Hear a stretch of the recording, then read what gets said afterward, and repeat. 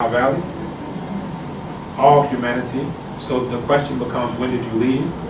So in terms of Eurasians, they left a few waves. So some say 80,000 years ago, and then another wave around 60,000 years ago. They mated with Neanderthals. So when you look up, and this is very well known now, that they have between 5 and 7% of their DNA. They revised the estimate down because they don't like that. But some of the first reports that continental Africans are the only pure Homo sapiens sapiens, right? On the planet, everyone else has mixed with other primates, Neanderthals, those types. But the degree to which, any of us may have any European blood is the degree to which we have any of that in us. So, and then there's a migration of the Kwasi people. So they went out into southwestern Eurasia, and then you had a reverse around the time of Hutchinson. So you had a policy in Kemet to keep these Eurasians out all throughout the history. So if you read some of the earliest inscriptions of Winnie in the Old Kingdom, Harku, so forth and so on, you see all of these things keep the Eurasians out, bring together all these black people, from upper and lower Kemet, Wawat Nubians, Irjet Nubians, Niger Nubians, so forth and so on, to keep these Eurasians out. You had a reversal of that at the time of Hutchinson, around 3,000 years ago, and that's around the time that you find these, Khoisan people you find in southern Africa who are there now. So yeah, everyone came from the Nile Valley, but it's just a question of when you left. In terms of black people, if you're talking about more recent dates, in terms of non-black people, you're talking about much, much greater time spans. African? African? Yeah, Kwasi. So these are people who speak with clicks. Right?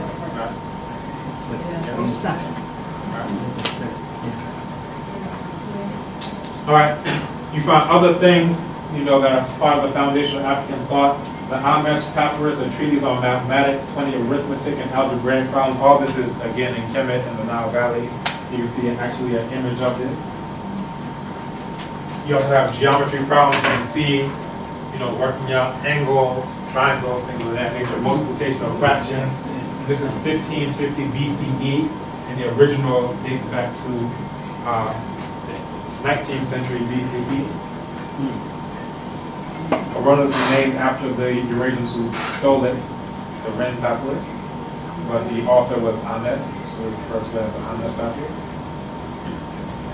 Also the idea of the earliest definition of a philosopher.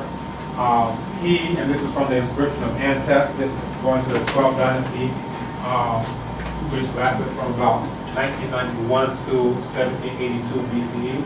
So he is one who saw this informed about these things which would be otherwise ignored, the one who was clear-sighted when he is deep into a problem, the one who was moderate in his actions, who penetrates ancient writings, whose advice is sought to unravel complications, who is really wise, who is instructed in his own heart, who stays awake at night, and he looks for the right paths, who surpasses what he accomplished yesterday, who is wiser than a sage, who brought himself to wisdom, who asks for advice and sees to it that he is asking advice. So when we talk about philosophy, sometimes, they talk about Greece and things of that nature, but there was no Greece in the world at this time. And even the sophos and philosophy is borrowed from the term seba that we looked at before. So if you read Plato, if you read all of them, they say this is a word that is not Hellenic, it's not Grecian, because it's a word that they got from studying in ancient Kemet. They acknowledge that. Yeah, yes. It's only modern day Europeans who don't acknowledge it, but if you actually read all these Europeans who they lift up, Plato, Aristotle, all of them say, they even say the fare that they had to pay in order to go to Kemet, you had to pay 7 drachma, that's how much the fare to Kemet cost, so forth and so on. Thales, all of them study. So there's a book called Stolen Legacy that was written in the 1930s, thereabout, where he goes into this, but there's so many texts that go. You can actually just read the Greeks. So if you go online and write, Plato, Republic, Plato, Laws, you can read all of this.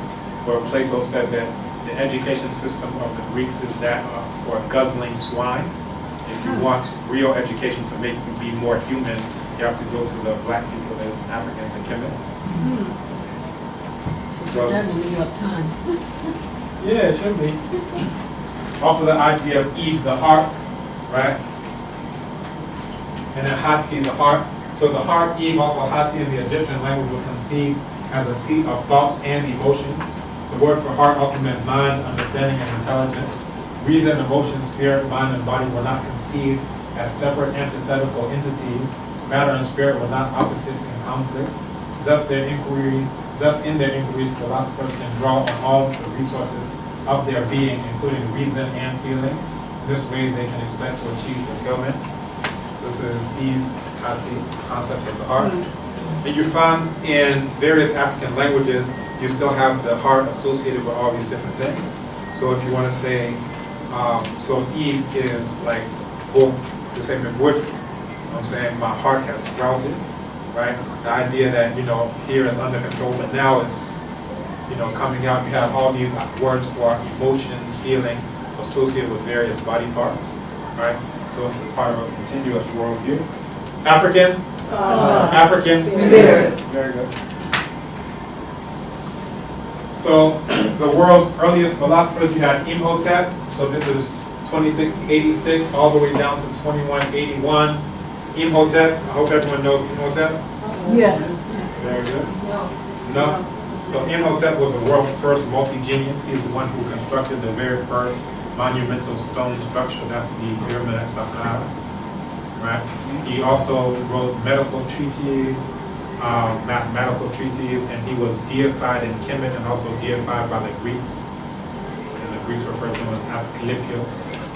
So if you ever hear anyone do the Hippocratic Oath, they mention Asclepius. That's the word, the Greek word for Imhotep. Right? Hajjadef. This is the oldest text in the world, but it's incomplete. Hajjadef. Kadimni is the second oldest. The third oldest is Ptahhotep, but this is the oldest complete book in the world. So this is the oldest book in the history of human beings that we still have. We should say oldest extant, text that is still there. And it's a text on political science, social relations. So you don't start off, with that. When you start off writing, you have to work your way up somehow. But by this time, African people have written texts on proper social relations and political science. This is what we should all learn from kindergarten. That's why I homeschool my children, so they do learn this from kindergarten. Oh, good. How many children do you have? I have 3. Oh, wonderful. Right. 8, 3, and 1. Oh, wonderful. So books of wisdom. This is from what they call the Papyrus Beatty. They always name the text after the ones who stole them. So books of wisdom, i.e. philosophy, were their pyramids, and the pen was their child. Is there anyone like Hajjadef? Yeah. Is there another like Imhotep? Yeah. They are gone and forgotten, for their names through their writings cause them to be remembered. This is also the idea of ancestors, that as long as you're remembered, you still live on. And you have a proverb in P. They say, "Onipawa ete kramampro," and it translates to when a person dies, their tongue doesn't rot. The idea is that the words that they said live on after they passed on.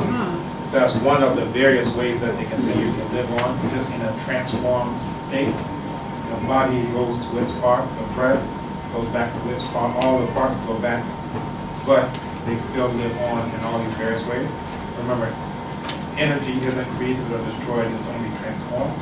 That's what they call the last 5,000 years. African? African? Very good. Early women physicians and scientists would think that feminism and all these things are new things. Here you had Mary Ptah and Heseshet credited as the earliest female physician. She was an overseer of physicians. This is, about 4,700 plus years ago. All right. So now we say we have to have girl-child education. Women have to have equal opportunities. It's like been there, done that. Who in the room does she look? See the lots, right? Oh. Yeah. Okay. When they say physician, is that like the herbal? Yes, exactly.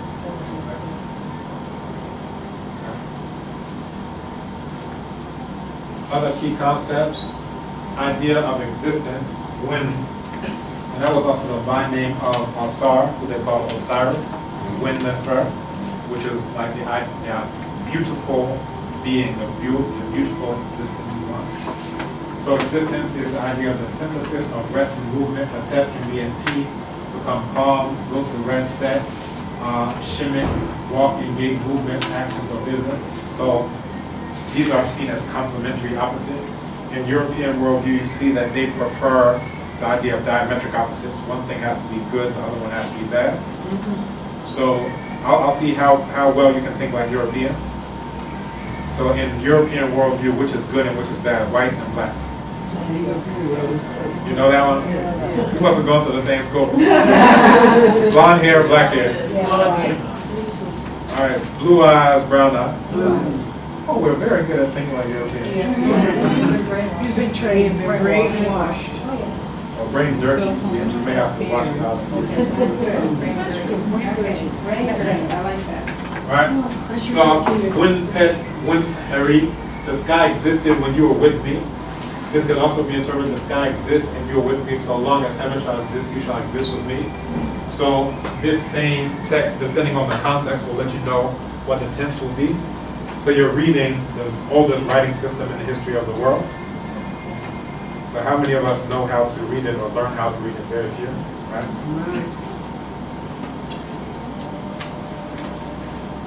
So also idea Jed, stable, enduring, Jed, eternity. These are very complex abstract concepts, but you find all of these concepts in the language and you find discourses about what they mean. Also ideas of causation, Kepper, to exist, be, come into being, become, change, occur, happen, come to pass. That's here, Kepper. And it's represented by a scarab beetle. The idea is, if you ever see a scarab beetle, it will roll up dung walking backwards. You know, roll up dung with its back legs. And this dung, it looks like death. It looks like there's no life in it. It's just dung. But it plants its young, its eggs inside of it, and then once the Nile inundates, all of these eggs, they come to life. So the idea is that inside of what looks like complete death, you can find life. Inside of what looks like entire life, you can find an aspect of death. So this idea of energy just transforms, right? African, African, African, African, African. Very good. So as a transitive verb come into being to occur, this is a dynamic character of Kepper. You find it in the names of a lot of the rulers. So this is what I want to come to. This is actually what I'm wearing here. You'll see it, this circle here. Right? So I'll explain what this is. So the idea is that the human being is seen as a living sun, right? And this is going to go into why we pour libations, why we, do a lot of the various rituals that we do. Now, if you see, this is a human-centered model. So the human is here at the center and is observing the sun rise. Now, the sun rises at Kala, which is also my wife's name, and it's represented by the color black. This is your black and white power. We'll come back to this. And there's also your moto and your shire. So here, this is the sun rise. Then the person looks up and sees the sun at its highest point. This is the sun at noon. And then eventually the sun gets weaker and is represented, and that's represented by red tukula. Then you have Luvemba, that's represented by gray or whitish. Luvemba. And then the person goes into Kumpemba. This is the sun at midnight, right? And then eventually the sun rises. Now the human being is seen also as a living sun, right? So whenever the ruler in ancient Kemet would come out of the house and would say that, they would say the sun is rising, or go back in, they would say the sun is setting. So the human being was analogous to the sun. You can find this in all types of idioms and expressions. So for example, in Chi, if someone dies before their time, or as soon as they die young. They say if you awoke and it's dying in the sunlight, the idea is that they didn't get all the way to light, right? In Yoruba, when you want to talk about childhood, you say Aro Ojo, the morning of one's day, right? There was a song that came out, I want to say in the late 70s, early 80s, called Night Shift. On the night shift. And the idea, and I don't know if they know Kikongo, but the idea is that they're on the night shift, right? So they've lived their lives, they've gone all the way to the sun has set, and now they're still singing their song on the night shift. So in the diaspora you can find this concept still lives on. If you ever see a movie called Daughters of the Dust, you'll see the exact same thing, right? So on the tortoise shell, you'll see it's just a short scene. The child pulls out a tortoise and does the exact same thing. It's called Dikenga Diakongo. Let's say it together, Dikenga Diakongo. And this is what's interesting because I told you about the white clay. The ancestral realm is referred to as Kumpemba. Kumpemba, let's say that? Kumpemba. That is towards the white clay. And then here, Kunseke. This is the realm that we're all in now, right? And they're seen as complementary. So, for example, in Akan, in Chi specifically, if you want to refer to your grandparent, you call them Nana. If that grandparent wants to refer to the grandchild, they'll refer to them as Nana. Now, how can you be both grandparent and grandchild? If you understand this, you'll understand why. And this is also why the elder is the one who does the naming ceremony. Because let's say you're born, you go all the way up to be an elder, and now your grandparent comes back. You pass on. This one is living their life, they're getting old. And by the same token, you're about to pass on. This one comes back. This one is an elder and can recognize that one. This is why all throughout the African continent and for African people, there's a concept of reincarnation. You hear it in names like Adabiu, like in Yoruba, Babatunde, Yetunji, all these things. Father has come back. Father is waking up again, right? So this is the worldview that's behind, and this is also why we would pour libation, because, let me ask you a question. When the sun sets, does it stop existing? No. Everyone's clear on that? So if you can no longer, by the same token, see a human being with your eye because they passed on, do they stop existing? No. So every part of them still exists. So their last breath, it doesn't just disappear. It joins the atmosphere with everything else, right? And the breath is seen as part of the human being. Their body, it doesn't just disappear and say, where did it go? They're dead. Where did it go? The body goes back to where it came from, the earth. Ashes to ashes, dust to dust. This is where that concept comes from, right?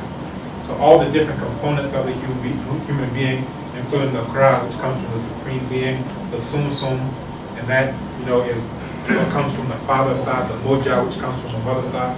Every part goes back to its part, but it doesn't stop existing. By the same token, the words that they spoke to you, that those still exist in your consciousness. You understand? The works that they did while they were on the earth, all of those things still exist. And it's by the same token, when the sun sets, you can still, that it still exists because of it reflecting off of the moon, for example.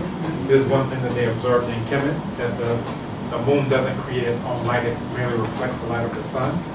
So even though you can't see the sun anymore, it still exists, in case you're starting to get worried.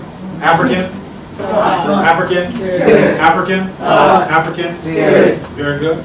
So also, there may be a little bit of heat in the evening, the sunset, but there's still an after effect from its presence, right?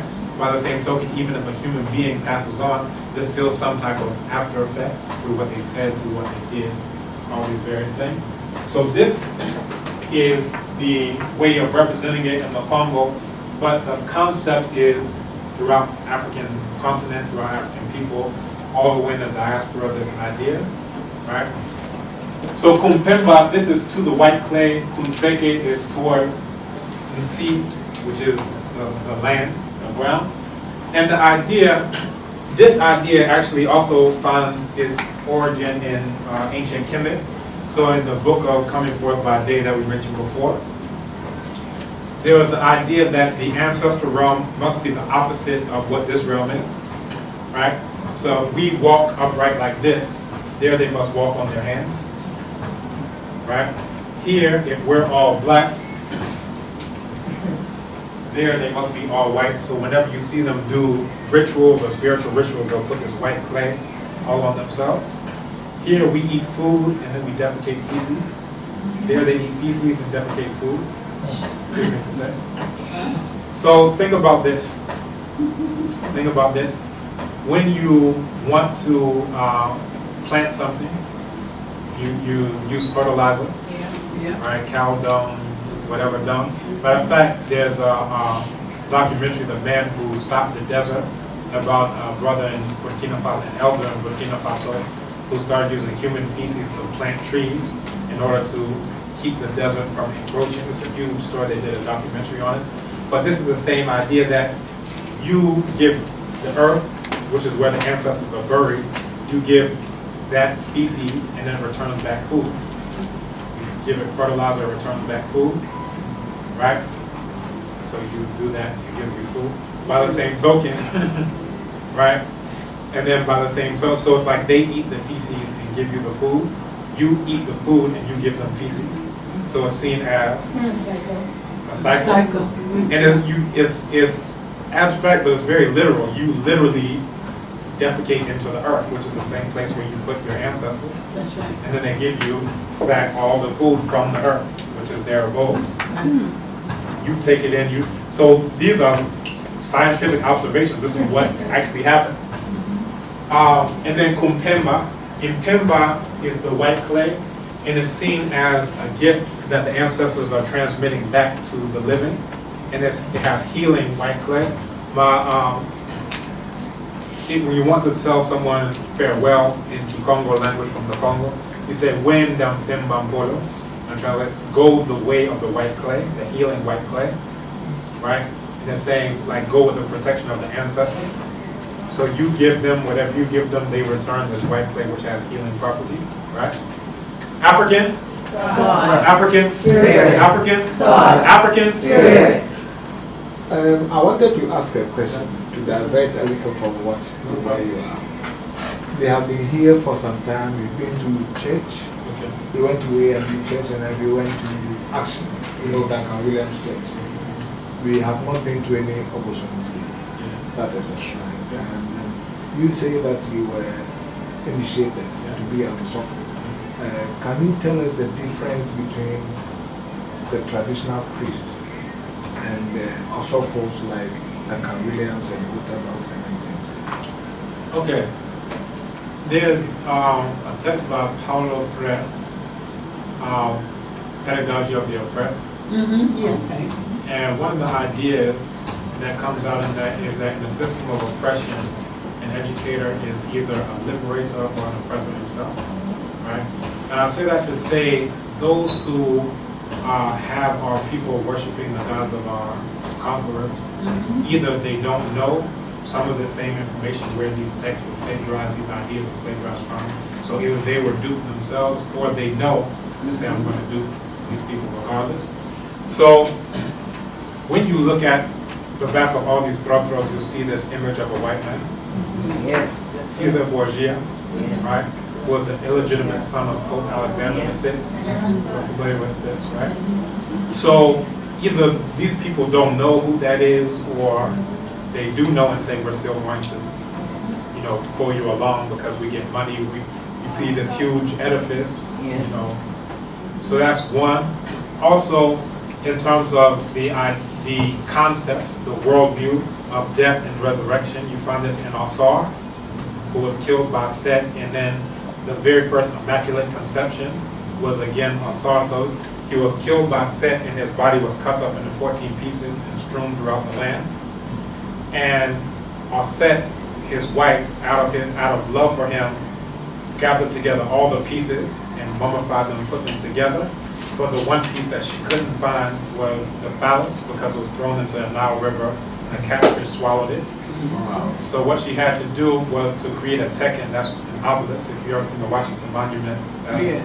so she created a tekken. She transformed herself into a kite alighted on the Tekken, and then she became pregnant by that. The son that came out of that was Horus, represented by the sun. So that's the first immaculate conception. That's the first idea of death and resurrection. Asar was reborn in the underworld, which is where we bury the ancestors, and ruled and was the one who sat at the judgment of everyone else. So here you have Ma'at, the scales of Ma'at. If you go on to, by Asar, yes, you've lived your life in a way of good character, then you also become like Asar. If not, then you may have to repeat the cycle of these concepts. So saying all of that to say, the concepts of immaculate conception, the concepts of death and resurrection, and all of these things, they sound like, abstract concepts, but what you actually find is at the winter solstice, so December 22nd-ish, around that time, if you're either in the northern hemisphere or southern hemisphere, and in Kemet it's in the northern hemisphere, that you'll notice that the sun, that the days get longer and shorter. This is why you do daylight savings time. So at a certain point, the solstice, winter solstice, the sun gets to its lowest point in the sky, perceptibly, and it stays there for 3 days, perceptibly. And then on the 25th is where you notice that it starts to come up. And then the point where the days become longer than the nights, that's the equinox. So the equinox is equal, that's where you get equinox. And then eventually the days get longer than the nights. That's when you celebrate Easter and these things. So when you're celebrating Christmas, you're actually, so all of these things, if you get a chance, you can download an app for your phone if you have one, Google Sky Maps, and just stand outside on the 25th of December. What you'll see is there are 3 stars in the belt of Orion.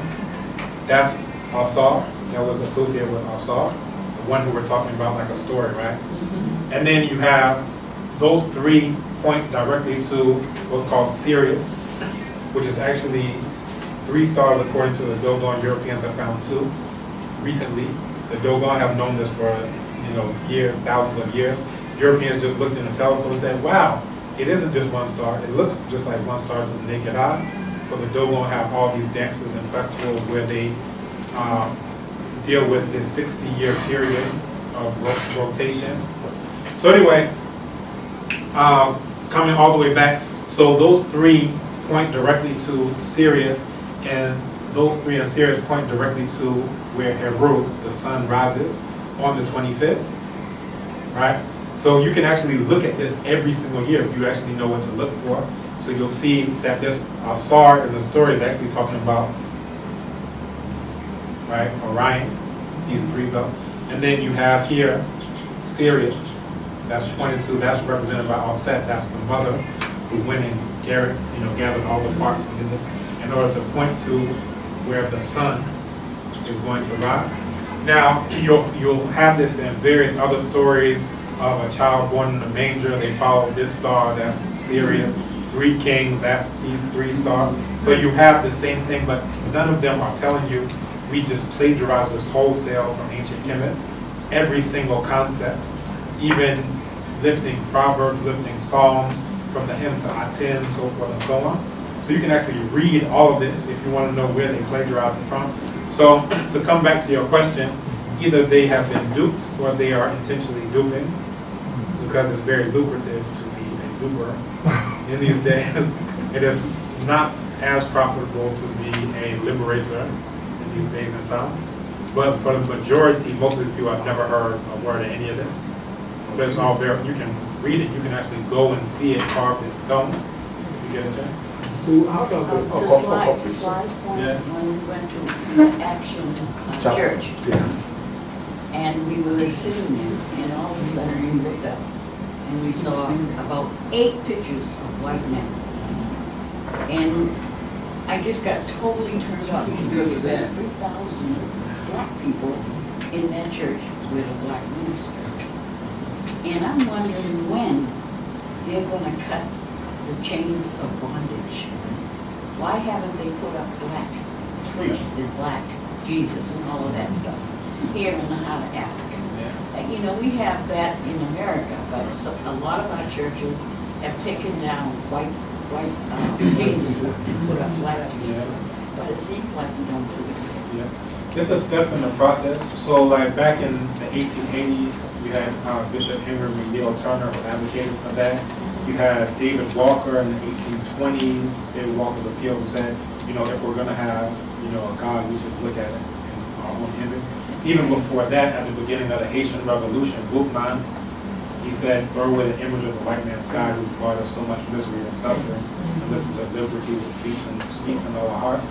So you have that movement, and even that is not the end goal, it's a step in the process. You know, we want to get rid of this, and John Henry Clark, Dr. John Henry Clark had the short story, The Boy Who Painted Christ Black, that was made into a movie, all these things. So that's a step, you know, to just say, let's keep this whole structure, but let's make it black. So here's a white refrigerator. It's made to cool down things inside, that's what it does. Now let's say we just take that same refrigerator and we paint it black on the outside, we paint it black on the inside, but we haven't changed what the refrigerator does substantively. That the religion that we know about has been hand-picked and handcrafted, Council of Nicaea, for oppression, in hoc signo vengeance. That's what came out of the Council of Nicaea. And this symbol we will conquer. Now the symbol is what was stolen from here, right? That's what they're talking about. In this symbol, I will conquer. And that's exactly what they did. So they decided what books to keep in, which ones to, you know, leave out. They plagiarized some, they made up lies for other ones. So. What was the thing you said about folks? So that's Alexander VI and his illegitimate son was Caesar Borgia, one of the most psychopathic. Yeah. And that's the image that you see on Can you also explain to us the role of the Okomfos? Right. Okay, so the Okomfo, you have Okomfo as a traditional priest. So you have various types. You have Abosomfo, you have Akomfo, you have Asofo, and each of them serve complementary roles. Now, at one point in time, especially amongst the Guan and Ephraim, you have the Asofo, who is both the spiritual leader and the political leader, similar to what you find in ancient Kemet and other places. So anytime you had sacrifices to do, whatever, they were in a complementary relationship. So the Asofo were all male, and then the Akomfo generally were female. So if you actually go up to places like Latte Shrine or Koniti Shrine, you'll see all the Asofo who are seated there. And then on the other side, all the Akomfo who are women are there. So the idea of complements, not one has. So again, if we think about European worldview, if I say which one is good and which one is bad, man and woman, which is good, which is bad. Okay. So the image of the Jesus you have is basically all the things that they say are good rolled up into one. And you have Eve who brought about original sin and all these other types of things, Samson and whatever. All those things are really rooted in their worldview. That if you've been in a cave for thousands of years, might makes right, only the strong survive, survival of the fittest. They tell you where they're coming from. Cavemen, I got a bigger club, bam. Right, diametric opposites as opposed to complementary opposites, right? Or even looking at it in terms of Ma'at, in terms of propriety. You know, when do we do this, when do we do that? So, Abosomfo, you find that generally they are derived from the family group. So someone will be assigned to be the Abosomfo, and they'll carry a brass pan. And it's very similar to what you found in ancient Kemet. So from Ipet Sut, which is what they call Karnak Temple, to Ipet Resut, which is the southern temple, Luxor Temple, that they would have a procession where they would carry the divinity, and whatever the movement the divinity made would be interpreted, all these different types of things. And the divinity was called Amen. It has the same Amen that you say at the end of your prayers. So Amen was said to go to the house of his wife, Mut, right? So again, anytime you have a deity, a male one, it had to be the female one. Again, compliments. You can't just have an all-male deity, right? And you find this also in common spiritual systems. I'm coming back to the most important. That here, if you go outside and ask anyone what is Aratin Yonkopon, they'll point to this imaginary white man that you see. But this is actually the gold weight. So previously, transactions were done using gold dust. So you would weigh the dust against these weights, right? And they had, you know, set weights that you knew. African, African, Spirit. African, Thought. African, Spirit. So this is one of the weights, and you can actually check the gold weight chart. So when you go back out this way, you look to the left, there's a chart there, and you'll see this one. So the triangle part, Ahinasa, represented Aradi, that's your womb. For those of us who have wombs, I know. And then this spiral here is the sperm inside of the womb. That's the young bone. And the idea is to be a creator, as we all know. Any of us who've had children, it requires both female and male. You can't just have a man who's sitting here doing, I don't know what he's doing, in the corner and saying, I'm creating stuff. But that's not creating. By the same token, you can't have a woman off in the corner saying, oh, I'm creating stuff. No, that's not creating. When we say complementary opposites, saying this one completes that one, right? So the European worldview is more man fights woman, woman fights man, patriarchy, feminism, let's fight against each other, blah, blah, blah. The African thought is this. You find it in concepts throughout the entire continent, where the supreme being has both masculine and feminine aspects. So if you go to the home Maulisa, where Mau is the feminine aspect, Lisa is the masculine aspect. If you go to Kemet, you have Amin, you have Mut. All throughout the continent, there's this concept. Yeah, you can pass it around. So the Abosom 4. So they knew about sperm. Yes. Yeah. Anyone who's ever engaged in sexual intercourse knows about sperm. But I mean, in terms of And this is something they figured it out because we're all here. I didn't get it back.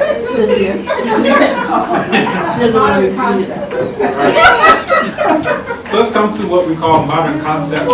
If you go to ancient Kemet, and we're actually going to go back there, I think that's in this section, that there's the idea of Noon. This is the creation, one of the versions of the creation story of ancient Kemet. The idea is that at the beginning was Noon, and Noon is seen as the primordial water. You know, all expanse, nothing exists other than Noon. But at a certain point, you have Atum, which is represented as the sun, comes up through a demiurge, and that comes into the water. That's what you're seeing there with the triangle. That's the womb. The water is like the amniotic fluid inside of the womb. And then you have the male presence, that's Atum, and that comes into the womb. And that's where you have the beginning of creation, right? So from there, Atum gives birth to two, Shu and Tefnut, male and female. So you have one thing that now becomes two, or gives birth to two. So now you have here, now two come out. Shu was representative of the wind. Tefnut was representative of moisture, right?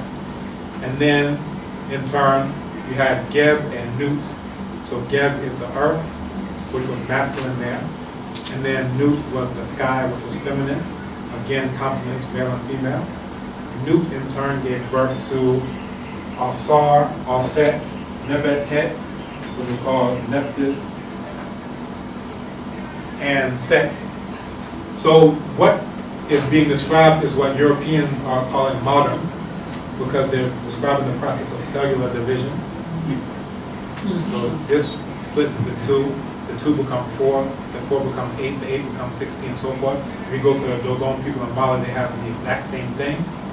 You know, so the one eventually comes out, then you have the eight, that's the eight primordial nomo, and then those split.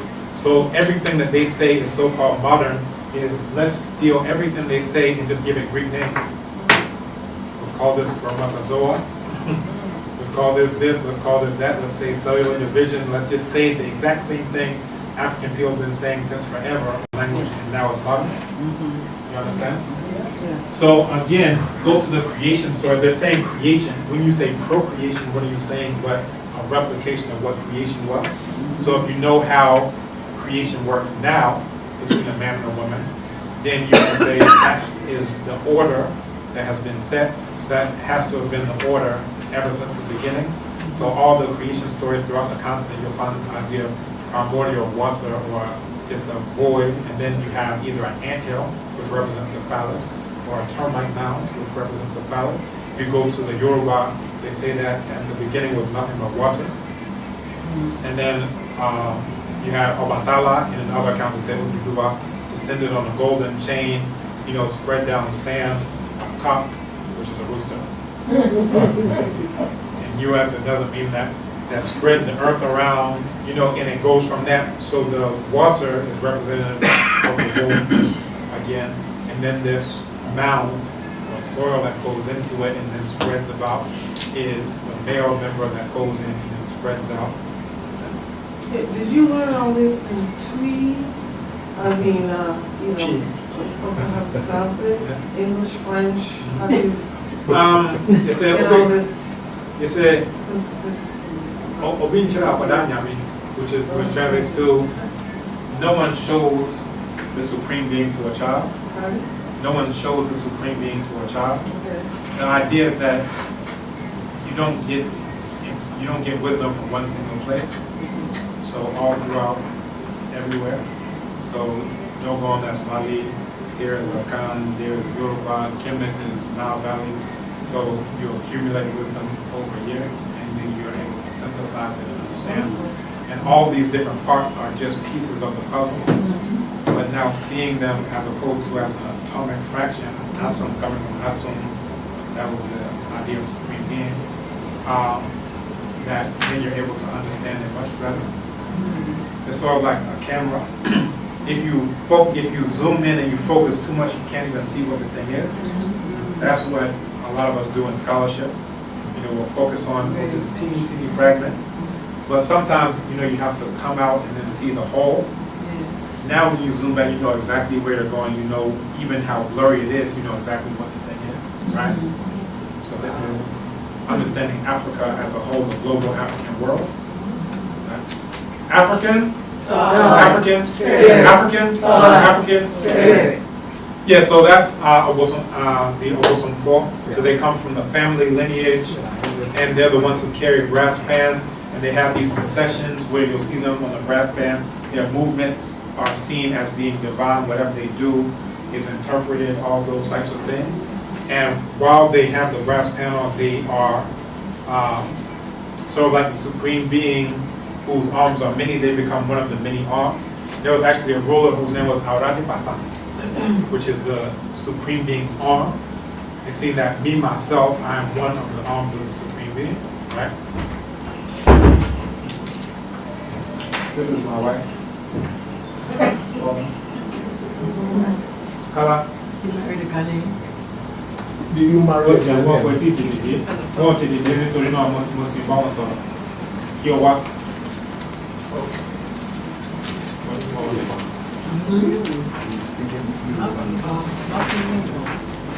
So, that's the Abosom 4, and they come from the family line. You were speaking Yoruba. Your wife is Yoruba.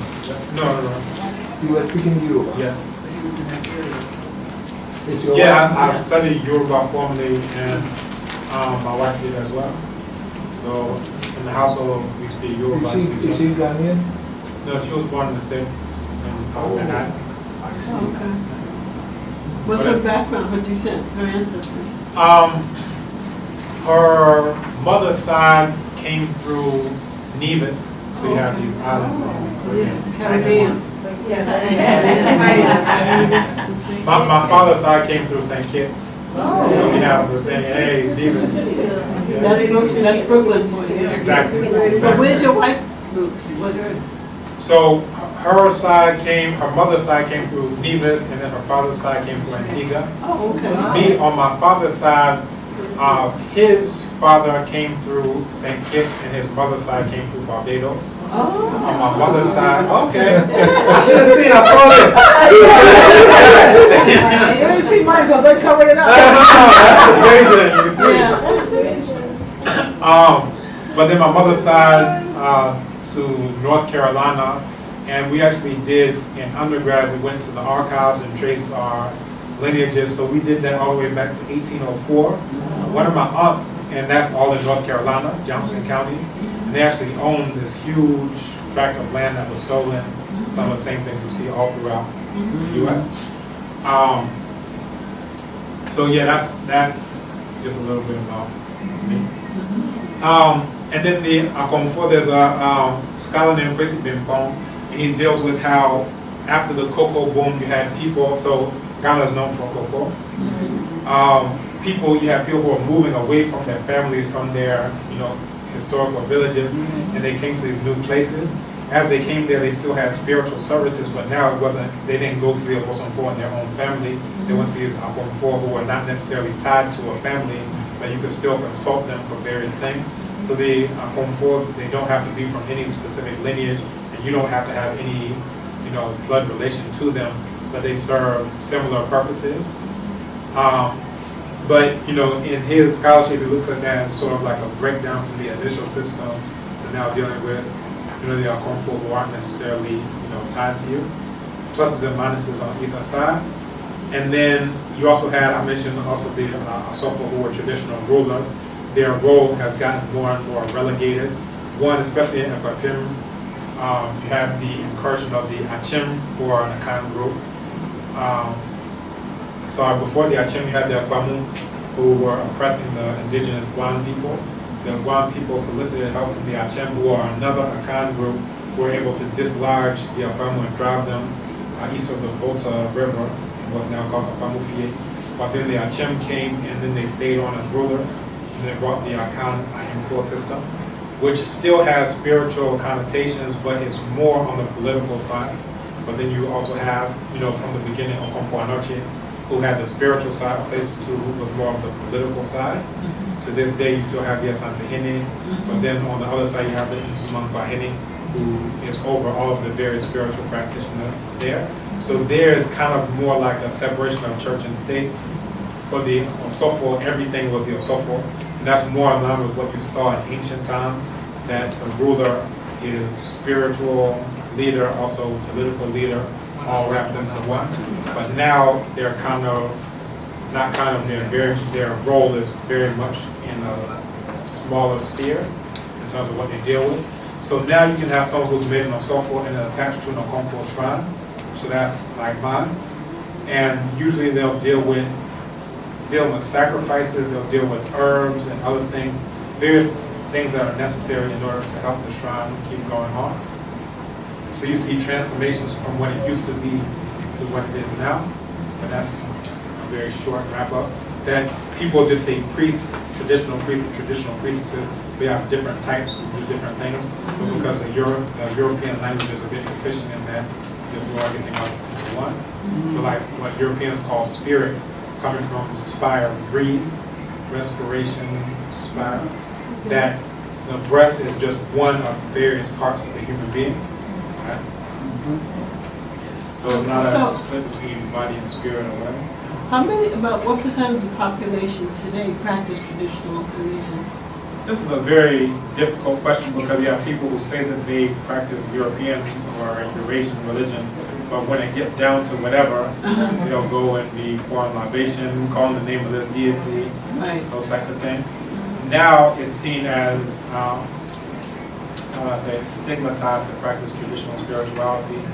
And Stigmatized? Stigmatized, very much so.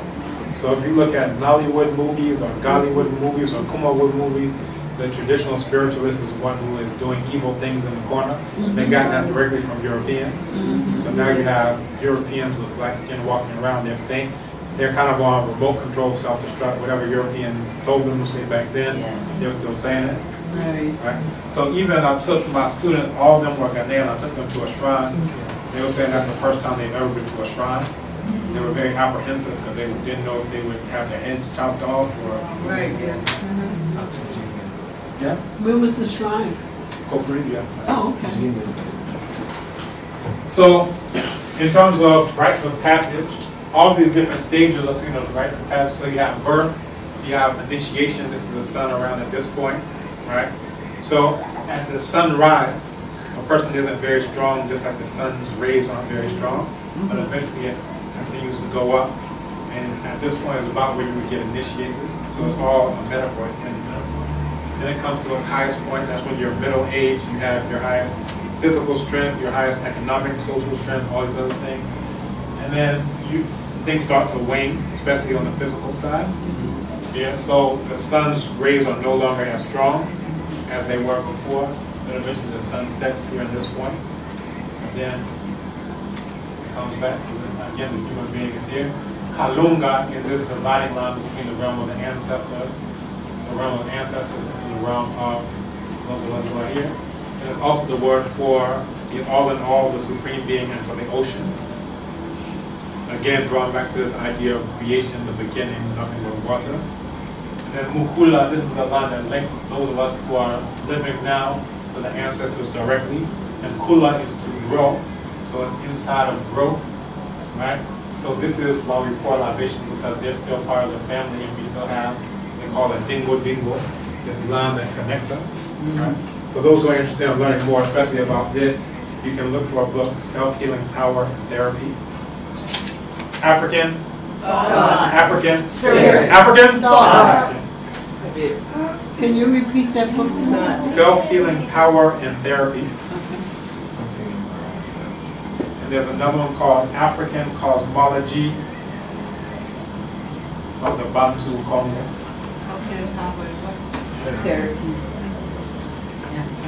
And so this is what you found in the Congo. You had a similar concept in ancient Kemet, where you had Kepri, right? So that's the sun at its beginning, about to rise. Ra, which was the sun at its highest point. Atum, which is the sun at sunset. Then Usia, which is the sun in the underworld. Right?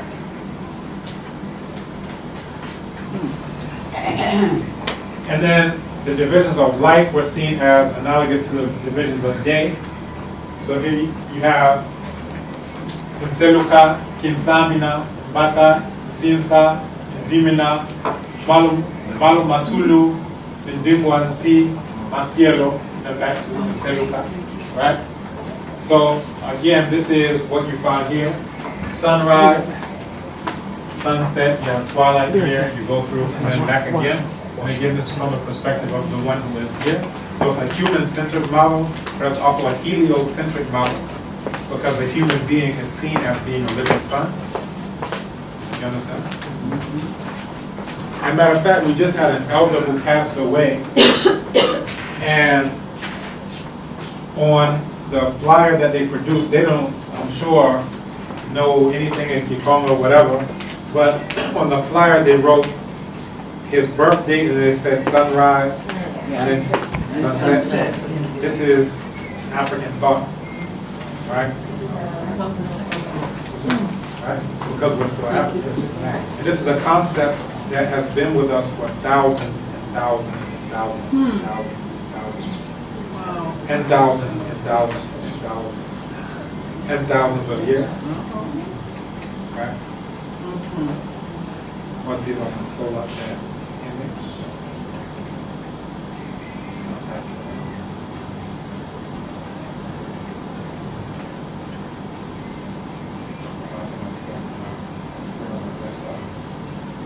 But if you've seen those flyers and you've done those flyers, so you know exactly what I'm talking about. Well, all of that comes from here, and that concept is the reason why we pour libations.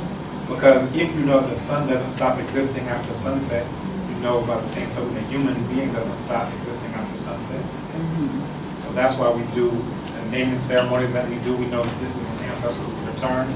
So they're going through a rites of passage here, right? And that's why you pour libations at all of these different rites of passage.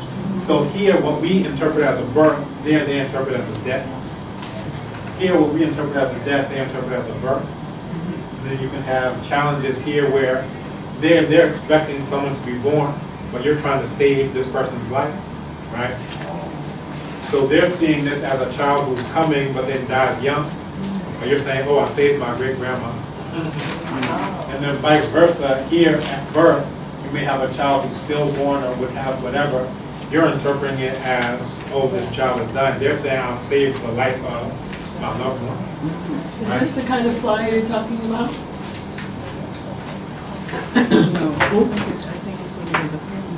No. This is, Sunrise, sunset. Oh, You know. right? That's a congratulations yeah, photo, right? yeah, now I know, yeah. Yeah, This is what that's common. Yes, that's right. It's Yes, revered. now I know. we attended his inauguration. That's what we attended. The one who was being sworn. Oh, you were here for that? Yeah. We went to that meeting. Okay. Let me. Put that back.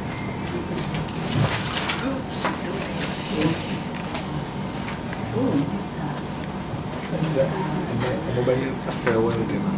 Okay.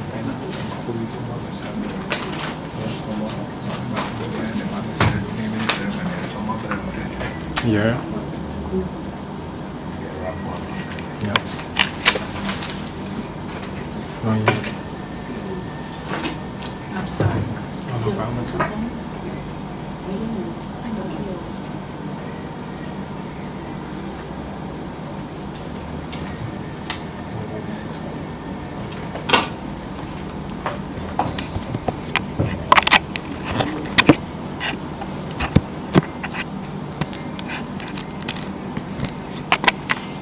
African? African? Spirit. African? Thought. African? Spirit. Very good. Yeah. And then you find the same thing in ancient Kemet. You have this temple relief of Dendara, right? And what you're seeing is all the various constellations, the 12 constellations. So when we talk about 12 disciples, what you're really talking about are the 12 constellations. Then you see them moving in the same direction. So facing here is their procession. You see the same thing here, the same thing here, and then the minor hours in between, right? So that you can find that in the Louvre to this day. You got a question? Yes. We're talking about sunrise and sunset, how Yep. do you interpret that? Yes. Now on the flyers, I'm gonna say you're seeing now celebration of life. Yes. Does that concept, can you connect that back to Africanism? Yeah. Yeah, so if a person lives to a certain age, it's seen that they have completed this full cycle. So you're celebrating the fact that they've gone through this entire cycle, and you're celebrating the life. So matter of fact, the elder who passed on, who I was mentioning before, that was considered a celebration of life because he had reached, an age. Now, if a person doesn't get to that stage, it's seen that, the person dies at high noon. So in Yoruba, they have that same idiom that says, "Okulo songongo." The person died right at noon, at high noon. And the idea is that they didn't reach this full thing, so we wouldn't have the same level of celebration for those. This is what we mentioned before, some of the key deities, divinities. So here you had Nun, that's what we mentioned before, this primordial water. And you see this is literally representing water, right? And that, out of that, you had Atum gave birth to Shu and Tebnut, Gim and Nut. So this is your cellular division. And then Nut gave birth to Usir, Set, Nebutut, and Set. And Usir and Set gave birth to Eru. Usir and Set gave birth to Eru. This is what we were talking about before. Orion, Sirius, and then the sun. That it points to right at the winter solstice where the sun rises.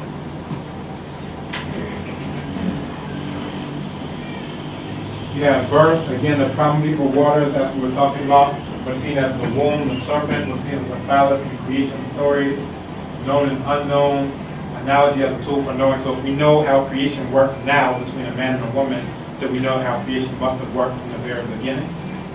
And it's just a matter of remembering. And again, when you see this as the beginning noon, everything was inside of these primordial waters, right? Meaning everything that we're made of now. So in a sense, if you think about it like this, everything is the same age. Not necessarily in the current form that it is now, but every molecule, every whatever that makes you up was there in those primordial waters, right? So now what you're seeing are just transformations. The one that you call you and one I call me are just various transformations of that same thing. So whether you want to call it atoms and whatever, or in ancient Kemet they call it Atum, which was the sun at sunset, the one that came out of that primordial water. But you said that, you said it depends upon when we meet. So we came out, we're the same, and we're the same age, but then moving forward, it depends upon when you actually left, right? Because someone will be 30, someone will be 2, is that, All right, so we're speaking on different scales of time. okay. So we say we're all the same age in the sense that all matter came out of noon. But now, in terms of how we interpret it on this very short life scale, that's what we're looking at as how, when you come, when you pass on. But death is not death. It's just a transformation. So every part that makes up you is still going to exist when you pass on. Every part that is going to make up you. So as you're a child, what your mother eats, what she takes in is becoming your body. Now the things that she's eating aren't being created on the spot. All of those things came from something else. You know what I'm saying? So just in terms of how we think of age, we're thinking about it in terms of births and deaths and whatever. But if you want to think about it on a very large scale, everything is the same age because we're all made up of the same thing that the sun is made out of. And if you look at some of the early creation stories, the idea, Africans, if you look at some of the early creation stories, that's another take on sacrifice, right? Because the idea is that Atum, which was to represent the sun, spat out all of these other creations, including human beings and whatever. And if you listen to what science says, it says, okay, at the beginning you had a nebula, all this stardust, right? It starts to come together. Now what the sun doesn't take into itself becomes a planet. So metaphorically, it's still like a sacrifice. Instead of taking everything into myself to get huge, I'm going to leave some here, I'm going to leave some here. And then the creation story, that's exactly what it's talking about. That the sun, instead of taking in everything, it leaves some out. And that's going to become planets. Leave some out, that's going to become other things. All right. Very good. Now I think our time, how about that? Kaja, Imran. So I think we've gone through, quite a bit. If you are interested in finding out more, this whole set of slides, I actually taught a course on some of this information. We actually didn't even get to the part that I was hoping to get to today, but we've gone through a lot of background information that I think is good as well. All of the classes were recorded, so if you do a search for Foundations of African Thought, and then my name too. Can you spell your last name for us? Kambon. Kambon. Kambon. Kambon. Yeah.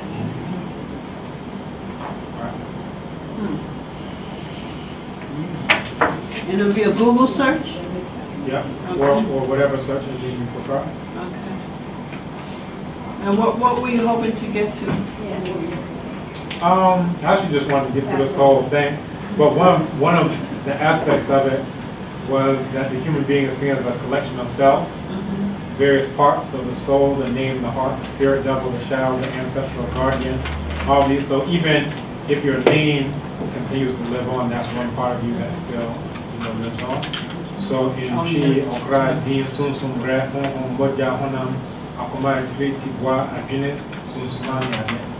So all of these are various aspects of the human being. Now the orienting part of this is the Okra, translates into English as the soul. But literally, Kra is to say farewell, right? And the idea is that the part of you that said farewell to the Supreme Being, which is omniscience, omnipresence, the part that said farewell is the part that comes to you and becomes a part of you. Then you got the Nkrabia, which is the destiny, not in the sense of fate, but something that guides you along a path. You still have free will to go off the path and learn something that I need to get back on this path. Or, it could be enriching, it could, be whatever. But this Okra, this Nkrabia is what keeps all these different parts together, because it's your mission, your destiny, your reason for being on the earth. And you often find that when people, are depressed, they say, I don't have a reason to live, I'm going to kill myself, right? Because they're out of touch with their Nkrabia. Also this Okra, there's a proverb in Chi, Okrapat. They say Okrapat is a kra, which is say a good soul is like a cat, it despises filth. Now if you ever see a cat that's always licking itself, there's a play on words because Okra is a word for soul, Okra is also a word for cat. But the idea is that if you can continuously do things that your soul, your okra despises, eventually it can leave you. And in Akana said in Krajan, the person's soul has run away, and it would have to be propitiated. This is part of indigenous concepts of psychotherapy and things like this. Your soul would have to be propitiated to come back to you and realign all these things, because if it stays, you're basically already walking dead, and then all the other parts will say, we have no reason to stay together. The Kra, my mission, my destiny, why I know I'm here, is what keeps my breath, what keeps my heart. Otherwise, what's the point of us all being together if you don't have a point? Well, I'm going back to where I came from. I'm going back. You can see this as a metaphor for us as African people, right? So when we're thinking about one aim, one destiny, right? When we're talking about African unity, all of it hinges on, well, why would we come together unless we have a mission, unless we have a purpose? Either a common defensive purpose, or a common offensive purpose, or a common survival purpose. Otherwise, what we are now is fragments, either pre-colonial fragments or neo-colonial fragments. But in order to be healthy as a human being, all these different parts have to be in alignment. Then for us to be healthy as a people, all these different fragments have to come back into alignment. And what will put us into alignment is what will be analogous to an okra, a soul, what will be analogous to an okra, a mission, a destiny. Then we'll say, well, yes, we should come together with Africans in East Africa. We should come together with Africans in South Africa, in the Pacific Islands, Australia, Tasmania, Vanuatu, Africans in the diaspora, in the West, in the U.S., Cuba, Brazil, all of us come together because we have a common mission, we have a common destiny. So there's a lot more, but hopefully that gave you a little bit of understanding of the foundation of thought, why we do what we do. Otherwise, a lot of the rituals just seem a bit nonsensical, like we were just doing something. But once you can understand this common foundation, you can see, well, this is why it manifests this way amongst the Kan. This is why it manifests this way amongst the Akan. This is why it manifests this way amongst the Ewe, and so forth and so on.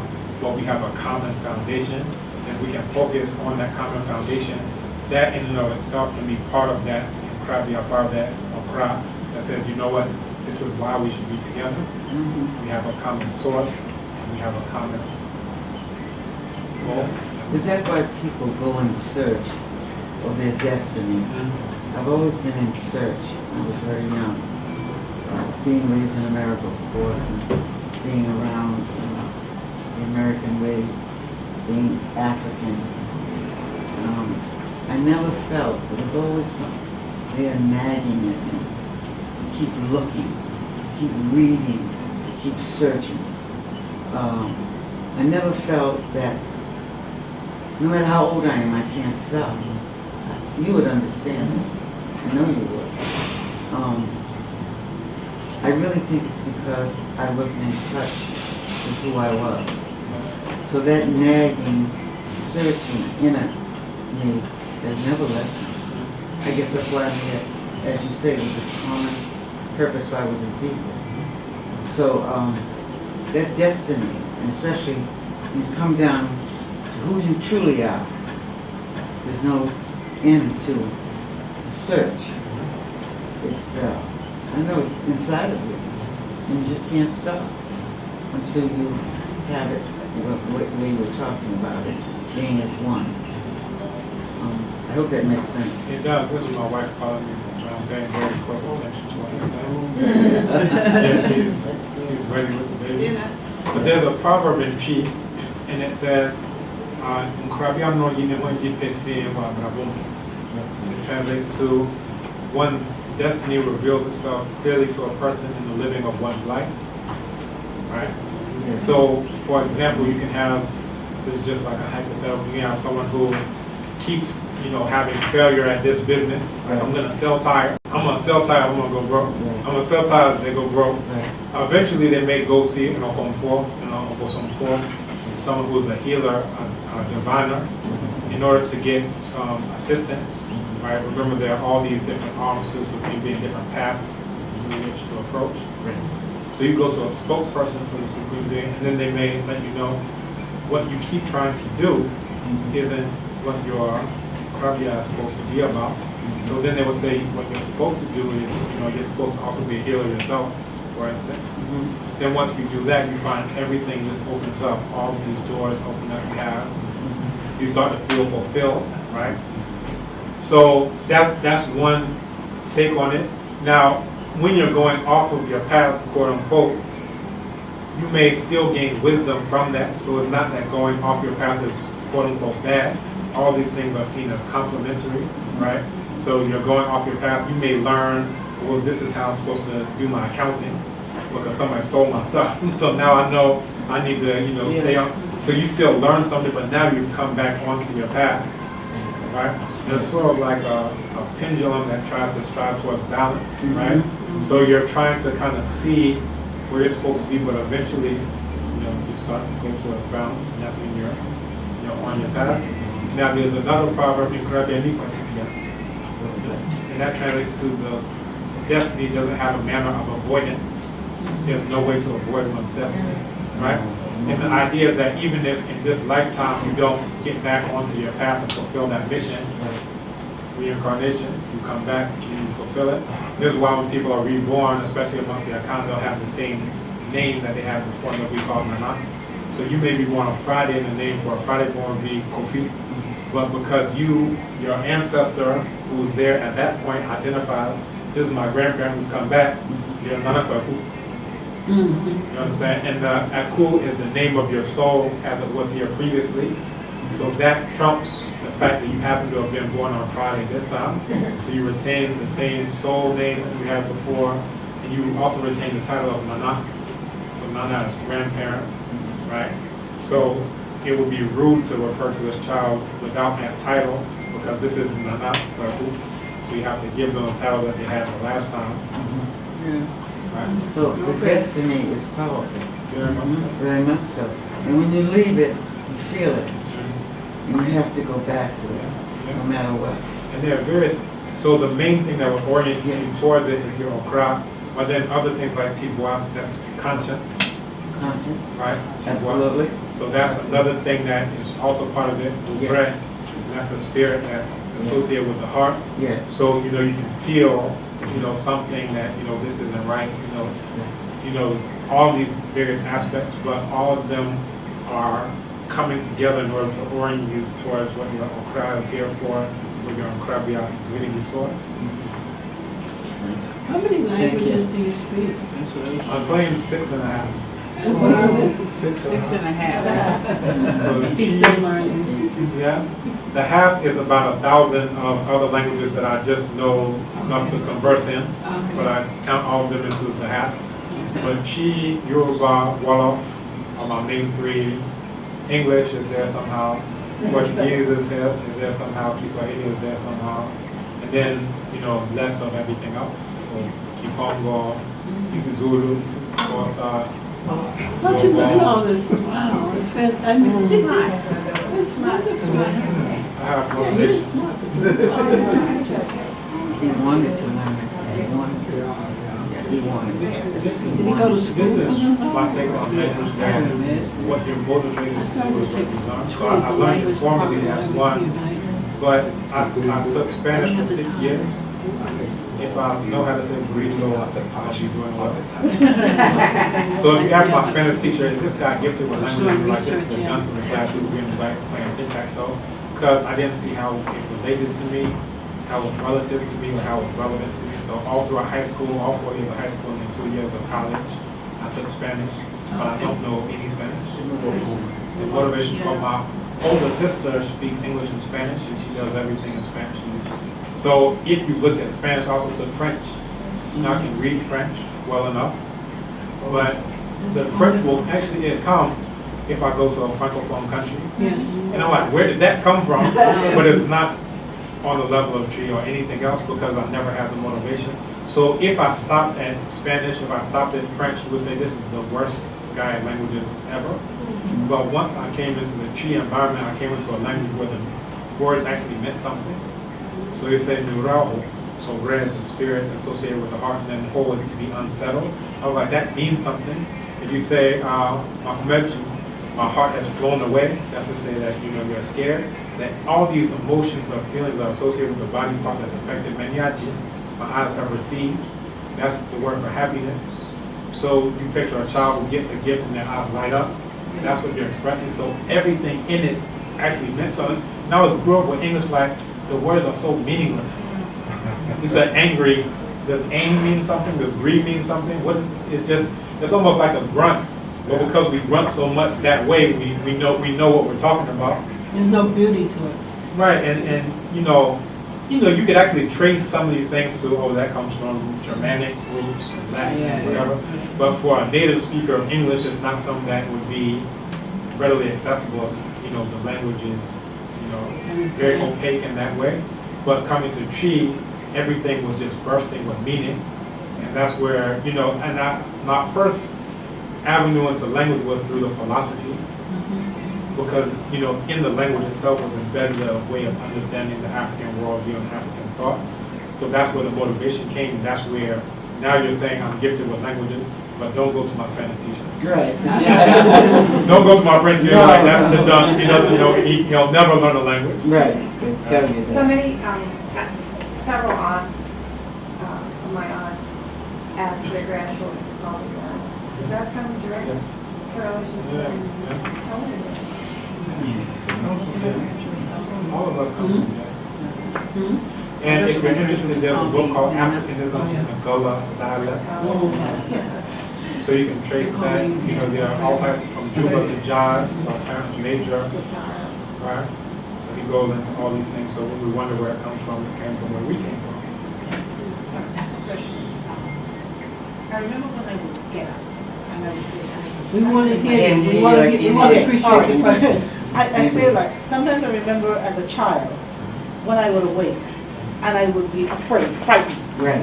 Someone would say, well, she had a nightmare. Right. My grandmother would say, she was waiting for her spirit to come back.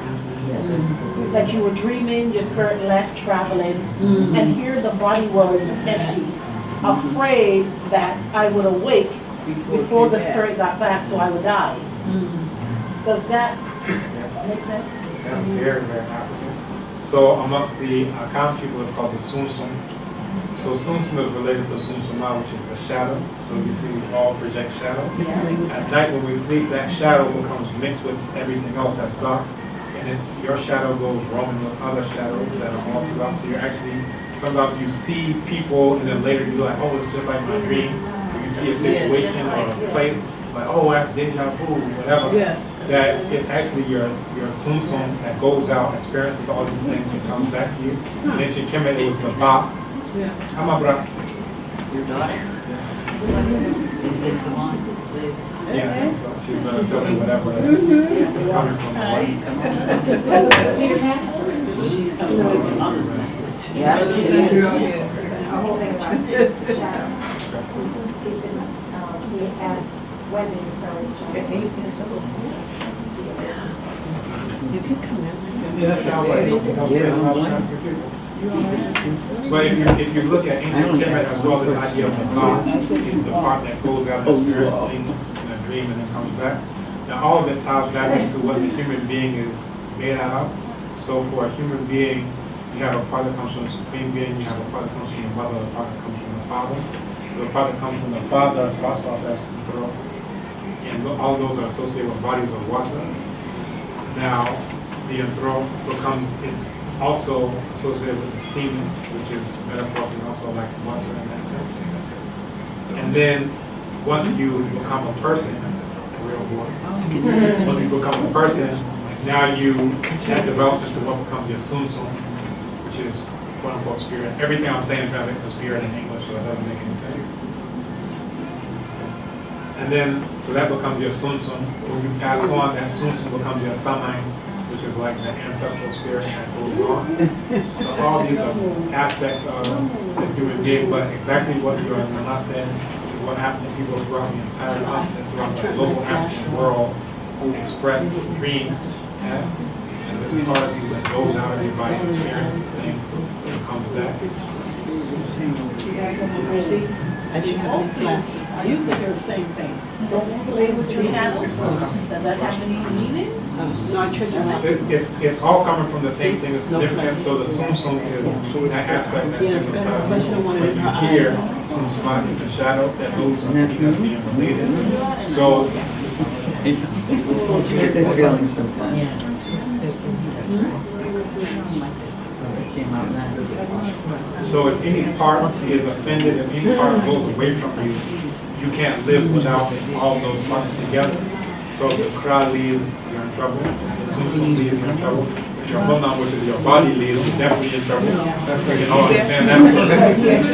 So all these are parts, complementary parts of the whole. Each one completes the other, so you can have a rupture. And then this part about the Susan leaving you, or the cloud leaving you, that when you talk about Kom, this comes back to that same term. That's what they translate that as priest or priestess. That Kom is related to the word Ekom. So Ekom is hunger. Akom is spirit possession. Basically, the idea is that this part of you leaves you.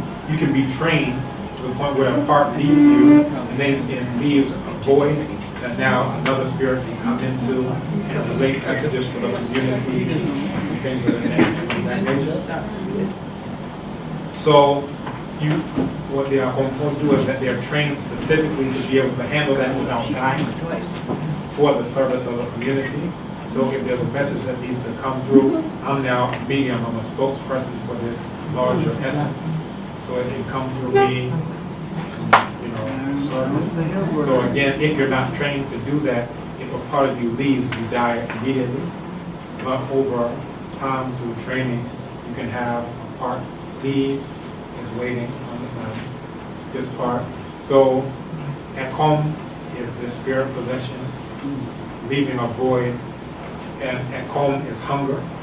So here you have a void in your belly waiting to be filled. It's an Ekom to me, it's an hunger takes me. So now it's a void, but now it can be filled by whatever. Akom, which is spirit possession, is the same thing. You leave a void, and now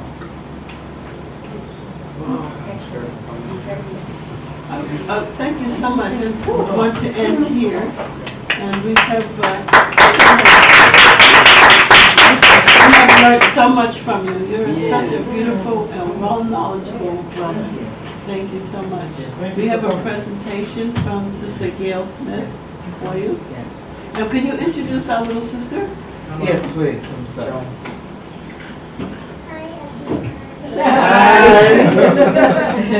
What is your name? What did you say? Her name is Amma. So Amma speaks English, Chi, and Yoruba. Woo! And she also reads and writes all of those. Woo! And she also does math, science, and every other subject in those. Wow. She's homeschooled. Yes. She's homeschooled. Oh, I know And she that. also is now learning Mennonite. Yes, homeschooled. Oh, yeah. Oh, And yes. then she'll also be learning Wolof. Yeah. Something else, she's homeschooled. It's the main thing. So that we homeschool her so that she won't be retarded by Yes. We know that well. standards of KP. I just want to say that what you said is so powerful. It's like learning who I am, hopefully, who we all are. It's very important. We in America are consumerism. I can speak for myself, but as I get older, I know that's not who I am, what I am. And to come here and truly touch this soil and find out who I am, I feel I can truly, like you say, become, I can't use your words, but become that. What I'm supposed to become before I die. I believe I will become that. And I will just go on up. Because I've come home. And I thank you, and I'm just, you can't imagine. It's like a gift that you can't buy. No amount of money. And nobody can give it to you. It's just coming back home. And I'm humbled. And this is a little gift for you, and I just want to say thank you. Thank you so much. Anybody else want to say a quick word or two? Yes, I mean, for me, I have a lot of books that I bought from Living with a lot of the hieroglyphics, because I had left the church where I am, and I went with him Church of Christ, and he was into all, he bought us those books. He just believed in the Bible thing. It's from the group. Good one. So it gives me a reason to go back and reread those books, study them, instead of just letting them collect dust for that. Okay. Yeah, this is the thing. One of the imperatives of the enemies of African people is to make us think that our history started 100 years ago, Right. 200 years ago. But once we know how long our history is, you can start seeing these patterns, like how we saw that Ikenga moving like this. Then when they do this, you say, this is just like what happened 1,500 years ago. And that's just like what happened 3,472 years, that you can see this and then you can prepare yourself. But if you think that your history started 200 years ago, 400 years ago, you can't see a pattern. You think everything that happens to you is the first time it ever happened. So yeah, it's very valuable to know. The more you know, like my father said, it's better to have it and not need it than to need it and not have it. That's true. Need it. Thank you again. So, is it possible to take a good picture with me before the video? And And the little girl's name is so that's Such a big show.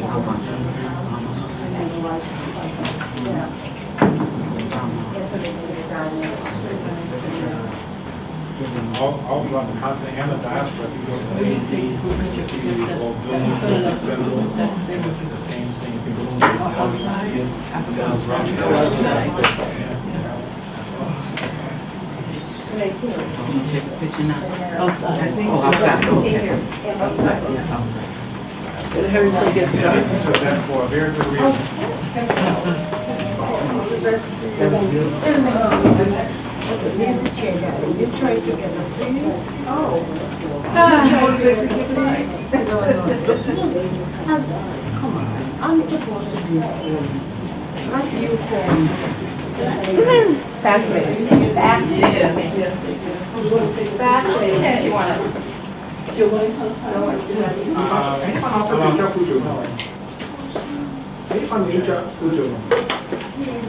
She's in the car. Oh, Waiting. yeah, that's what we thought.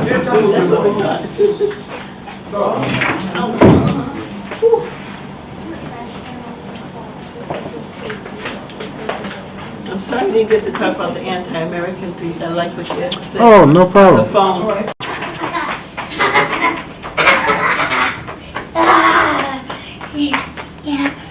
I'll try to get us.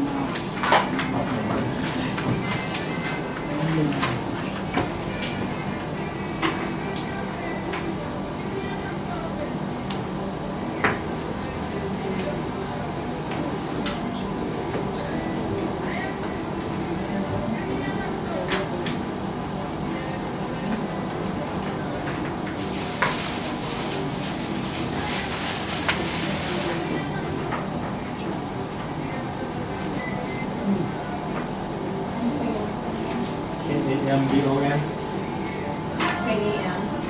B-O-N. Another name?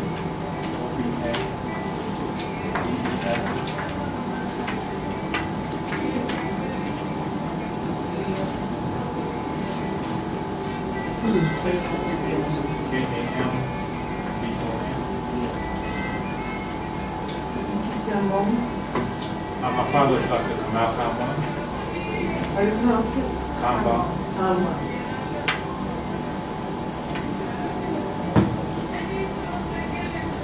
But there are, you'll find lots of people who have that name. Back in the 70s, a lot of people were looking, or 60s too, for African names to get rid of their European names. Yeah. So some of you are familiar with. Yeah. So that was a very popular one. It translates to the spirit of the people out of Nigeria, but it's also a common name here in Ghana.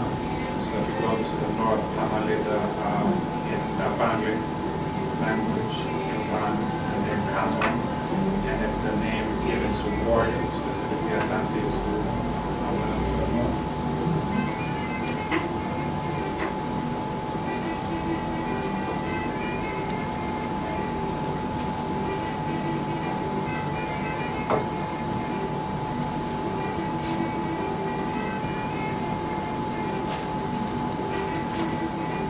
We're listening to some music by Sally Keita and Mani. So keep it on low so we get a little vibe going in the background. As soon as this one wants to display will be good.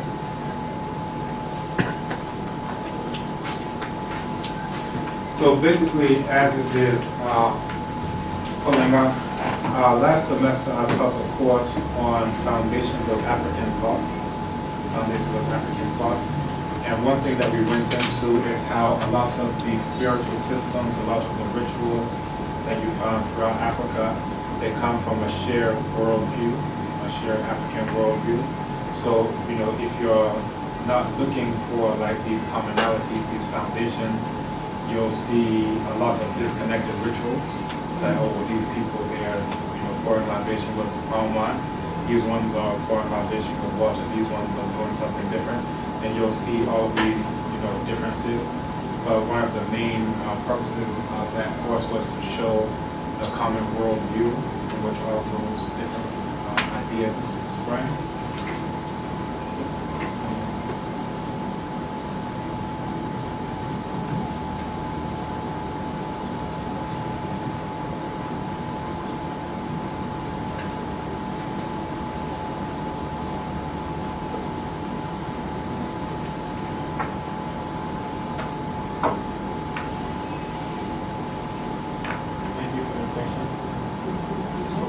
For yours.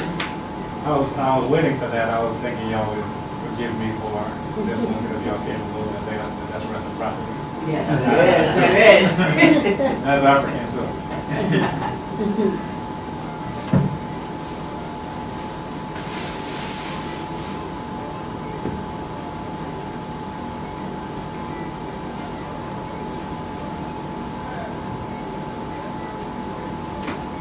So I just went up to northern Ghana, and since I went up about 16 years ago, I went to Mali, Burkina Faso and Mali, and being in northern Ghana, it reminded me of my time in the north, similar type of terrain. So since I got back, I've been listening to a lot of music from Mali, Salif Keita, Habib Koite, Omo Sangare. Maybe you could tell us a little bit about your background as you're trying to open up your file. All right, so a little bit of my background and how I came to be in Ghana, all these types of things. So my mother first came to Ghana in 1972. So this is before I was born. I was born in 79. But between 72 and 79, when she came, she enjoyed herself. She just saw that there were chartering a flight out of New York. This is Nana Dinizulu, who was one of the Africans who was responsible for bringing the Afrikan system in its modern form, as we know it, one of the first ones. And my sister before me, but my parents decided they didn't want us to be born in a hospital and all these things.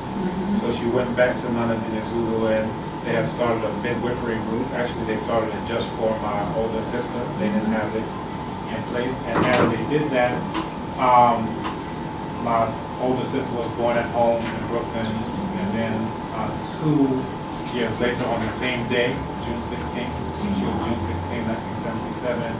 I was June 16, 1979. That's also Gemini, so we always say we're twins. Twins twice. And we joke, she says, I say she was born too early, she says I was born too late. But it's all in good fun. So anyway, fast forward to, let's say, around 98, my mother was doing training as a Okomfo, which is a traditional priestess in the Afrikan system. And she brought myself and several other shrine members and the shrines in North Carolina. So Oh, yeah. we're part of the reverse Great Migration. So Yes. my parents were in New York, and they realized that a lot of the things that we talk about in terms of self-sufficiency, African liberation, is very difficult to do that in New York because you're basically dependent for every single thing. If they shut down the grocery stores, all that stuff you were talking about doesn't go too far. So they decided to move to North Carolina, which is one county away from where my mother's people had been enslaved. They had been enslaved in Johnston County. We moved to Wake County, which is where my great-grandmother had moved back to. They got, my great-grandmother and my great-grandfather moved up north, actually in two separate moves. They came from the same town but different sides of the track, so to speak. My grandmother was a little bit better to do. My great-grandmother was a little bit better to do. My great-grandfather was a little bit on the rougher side. And he actually had to move up to the north because a white boy called him the N-word, and he beat the crap out of that white boy. Yes. So they had to get him out of town. He was somewhere like 11 or 12, so this is still the Underground Railroad, because anytime there was a lynching or a threat of it, they had to, get things moving in that direction. So he ended up moving to Connecticut, as did my great-grandmother, but she moved up in order to help out friends of, well, actually family members who had moved before. So she was young and, helped out. Now, we're coming back to Ghana. When my mother brought me here in '98, I was around 17, I want to say. And, I was always the child who listened to the parents. My older sister was not so much so like that. She was born on Thursday, and people who are born on Thursday are said to be very, Yasantua, I don't know if you heard that name, but very warrior-like, and it really fit her. But, I was, go along with the program. I said, oh, well, this is Mom's thing, let me go ahead. So she brought me here, and I was like, okay, whatever. But between my first time in '98 and my second time in '99, I went through a serious life change. I went through a serious life change, and so I'll bring this back to where we are. So I went through a serious life change, and basically what I came to was that, a lot of the foundation, the African foundation that my parents had raised me with. So I was born with an African name. My older sisters, we never pledged allegiance to the flag. We never celebrated 4th of July. We never celebrated Thanksgiving, any of those types of things. And basically it was a life change that got me to go back to a lot of that foundation. So I decided to come back in 2000, and I did study abroad. So I was at Morehouse College, and for my junior year, I did study abroad here. And it was a very powerful experience between my first semester and second semester. Like I said, I got a chance to go to Burkina Faso and Mali. And I was really focused on the language at that time. So because I was already conversational from just diligent study, I was on a study group type of thing, but they said, oh, since you're already conversational, we're going to have you go one-on-one with Openia Chikun, who's like a luminary on campus. Amongst all the kind of speakers, everyone says he's the best one. So that was fun. And then my second semester, I was taking courses with native speakers in literature of the Akan language, use of the Akan language, writing essays in the language. And actually at that point in time, it was the longest essay that I had written in any language, 41 pages in Chi on Proverbs in Chi. I also took another course on African spiritual systems, also taught in Chi, tested in Chi. So I had a lot of fun, especially with the language, aspect. From there, by the time I went back to Morehouse, I used to do cross-registration at Morris Brown, because if you wanted any type of African content, you had to leave Morehouse College and go to Morris Brown. And my teacher of Mendu Necha, that's hieroglyphics, he's now the president of Association for the Study of Classical African Civilizations, Dr. Mario Beatty.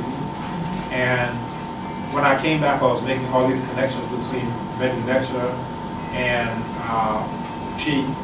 And he said, you know what, you have to go to grad school for this. And Dr. John Henry Clark said, you know, we have to send our children off and say, we're sending you to get this, go to this school. So that's basically what happened. So I went to University of Wisconsin-Madison for African language and literature. I did 2 masters, one in African language and literature, one in linguistics. And then I came here to do my PhD in linguistics.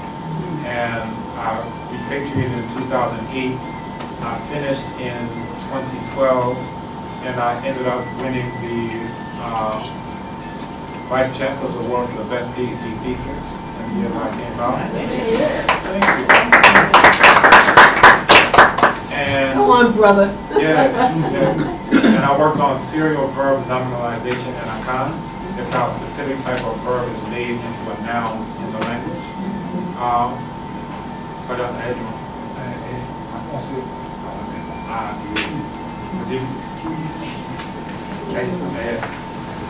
almost Yeah. our game. That's right.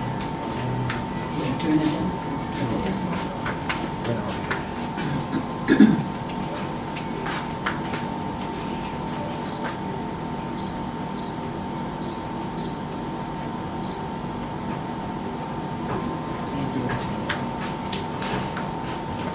If it becomes too much, there's a seat here as well. So whenever we have meetings, I don't sit in front of there because it gets. But yeah, to come up to date, I started working here as a research fellow at the Institute of African Studies, and it was a very good fit, more than I realized. My supervisor was the pro-vice chancellor at the time, and he was like, I'm putting you here. He saw my background, knew I did more than just linguistics. So here, it really allows me to deal with all the different things I deal with. Capoeira, which is the African combat science. I deal with, you name it, if it's African, you know, I deal with it. This one is more in the spiritual systems as well as the philosophy, so I deal with that as well. And then recently, 2 months ago, I was awarded the Provost Award for Best Publication. So that was for a publication that came out 2015 on language learning, a new theory on language learning. And one thing that we find in the academy here is that oftentimes we just take theories that come from the West, Europeans, and then we go to our village, do whatever we say. Yes, you are right, Master. Thank you. So basically, one thing that we're trying to do is go more in terms of we need to create our own theory. It parallels what you see in terms of resources that are taken out of Africa, that we just go and report back, and it's basically like raw materials. It's the same thing intellectually that goes on with our raw materials. So basically we're looking at developing our own theories in order to assist African people in what we need to do, as opposed to just trying to be an appendage to what they say in the West. So this is what we're working on. And this is a course that I taught, Foundations of African Thought. Now, there are 619 slides on here, and we're not going to get a chance to go through all of them. But there's, I think what we'll do is we'll go through the introduction of week 1, what is African thought, and then origins of African thought, concepts of the person, and rites of passage. And if we can get through that, I think we will have gotten through a lot, because this is really the foundation that everything else built upon. Other sections of this deal with number, divination, destiny, concepts of the supreme being, relationship to the earth. A lot of it is based on what we find, here. So we have about an hour and a half. Well, how many hours? I don't know about it. Well, it's up to you. It's up to your time. Okay. Good. What did you say? I'm sorry? Then we'll see how good it is. Oh. If she starts falling asleep, she's going to be like, let's be out of here. Well, the rest of us may still be awake though. All right, so let me do this. I need to use the washroom, and then we'll continue once I come back. especially if we're gonna be here for an hour and a half, my house will start watering, I'll start shaking, I'll be like, I gotta go. All right, so I'll be right back.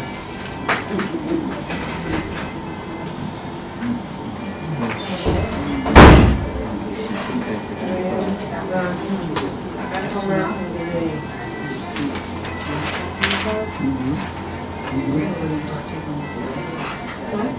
Really first. You're right. Exactly. Always. They think they know what's best. That's why I said. They think they know what's best. They always. It's true. No, it's true. You're right. And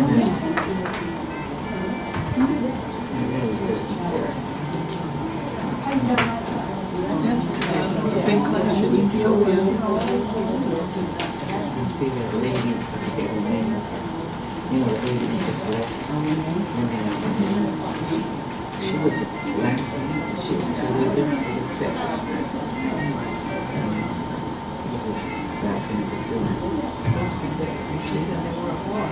Yes. Studied from Michael. Married with people. I still play the music in YouTube.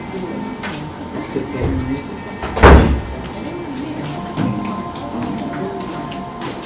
Oh, and one thing I forgot to mention as well is that myself, I was also initiated into the Afrikan spiritual system back in 2009 as an Osofo.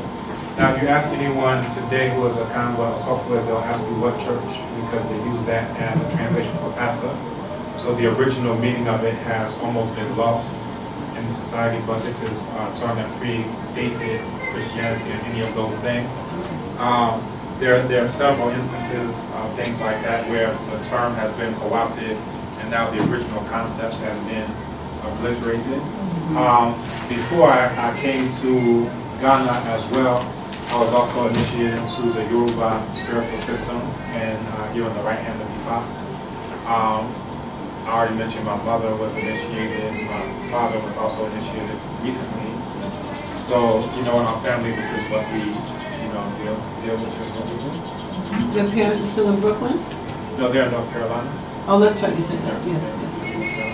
But they purchased some land recently up at Moncton, so it's right adjoining mine, so they're going to be repatriated. So you give them your US? As soon as I can. The Ghana one is what the holdup is, but I actually have the Dean of the School of Sciences, the Provost, the Director, and then my former supervisor who are writing letters as we speak right now for me to naturalize, and then once I'm able to naturalize. There's a proverb in Yoruba, they say, Akibo Kikunju, Kia Now, and it translates to, we don't hear the thundering of rain off in the distance, and then pour away the little water that we have in our pan. So you have to get one thing before you know. But that's one of the goals. But the end goal isn't Ghanaian citizenship, the end goal is African citizenship. So recently they introduced, the AU introduced the African passport. So one thing that we're trying to do is transcend the so-called pre-colonial fragments as well as the neo-colonial fragments and move towards wholeness. That's what we're working on. What I would like to do actually is pour a libation before we get started. Let me get some water.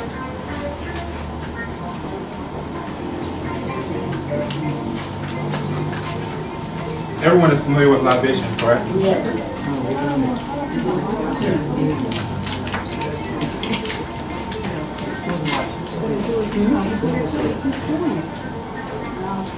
Is everyone familiar with the concept of libation and the practice of libation?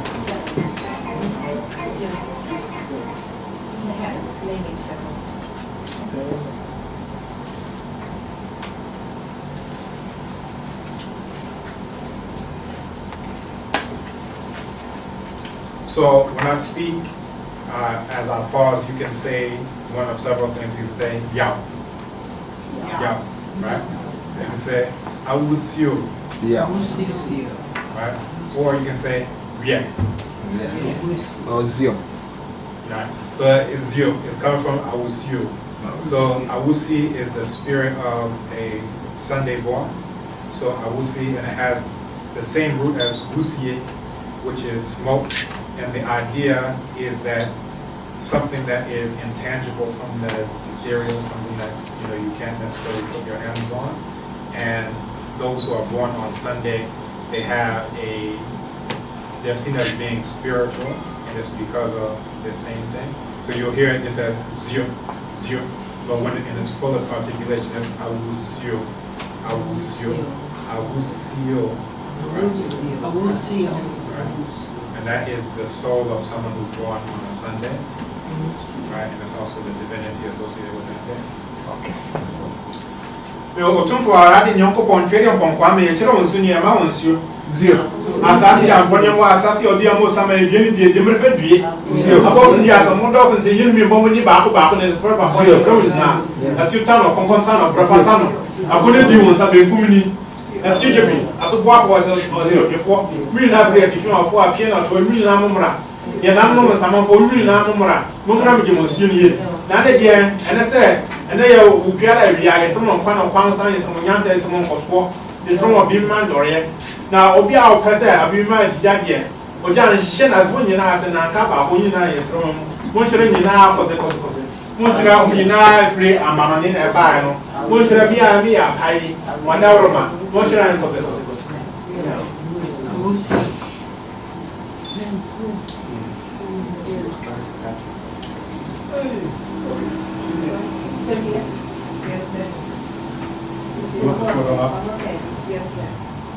Yes, sir. Is this still open?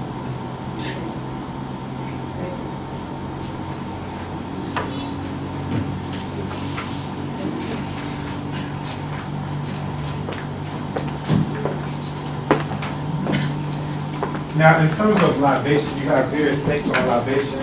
There's a text from ancient Kemet. Everyone knows Kemet, right? So Kemet is ancient Egypt. And the original name that the indigenous people called it was Kemet, which translates to land of black people, right? So, and Kim itself meant black. So, and it also had a connotation of perfection, completeness, which is something that you don't get if you speak English as, the language that you know, because in English, everything black is supposed to be bad, but in ancient times, it was the exact opposite. And everything black is seen as very good, including Asar, who the story of Jesus was based on, death, resurrection, and all of those types of things. So basically in Kemet, they had a story about the destruction of mankind. And the idea was that Ra, the sun, had created everything, created human beings, but the human beings decided that they wanted to plot against Ra, the sun. And Ra was very, taken aback by this, and called a council of the other divinities and said, what should I do about this? And they said, you know what, you should get rid of these human beings that are ungrateful. So Ra decided to go ahead and, start doing that, and sent Sekhmet, who was a female warrior divinity, down to earth, and she started just creating slaughter, to the point where you could wade in blood. It was a flood. And Ra had a change of heart and said, oh, you shouldn't do this, you've gone too far. But once Sekhmet had been unleashed, they said, well, how can we pull Sekhmet back? She loves, what she's doing, this is what she does. And they called together a council again, and they said, what we can do is that we can get some beer, and we can mix it with red ochre that you sometimes see people smell. And then it will have the texture of blood. And then once she, gets into it and starts to drink it, then she would get so tipsy that she would forget her work of, doing the slaughter. So they did that, so this was the flood. You find this is the first of the great flood stories. And, human beings were almost completely destroyed. But because of this, she drank the beer, she got very tipsy, and then, was able to let off, and then humankind, came back. So this is one idea of libation in terms of propitiation. You understand? So, to sate someone who is, angry or anything like this. And that is using some of the liquors and wines and other things that you find, palm wine. But there's another understanding of libation and sacrifice as well. And I haven't even started this. This is all background information. And let's do this, just so that one thing I like to do is call and response, right? So when I say African, I want you to say thought. So African, Thought. African, Thought. So we're going to rotate. The first time when I say African, you should say thought. The second time I say African, you should say spirit. African, Thought. African, Spirit. Very good. So this way, if anyone starts to fall asleep, they'll get jolted up by their neighbors saying, thought, spirit, oh, where was I? African, Thought. African, Spirit. African, Thought. African, Spirit. Very good. So there's a song called Abra Yakube by Ejaponimo, and it translates to the father plants the coconut.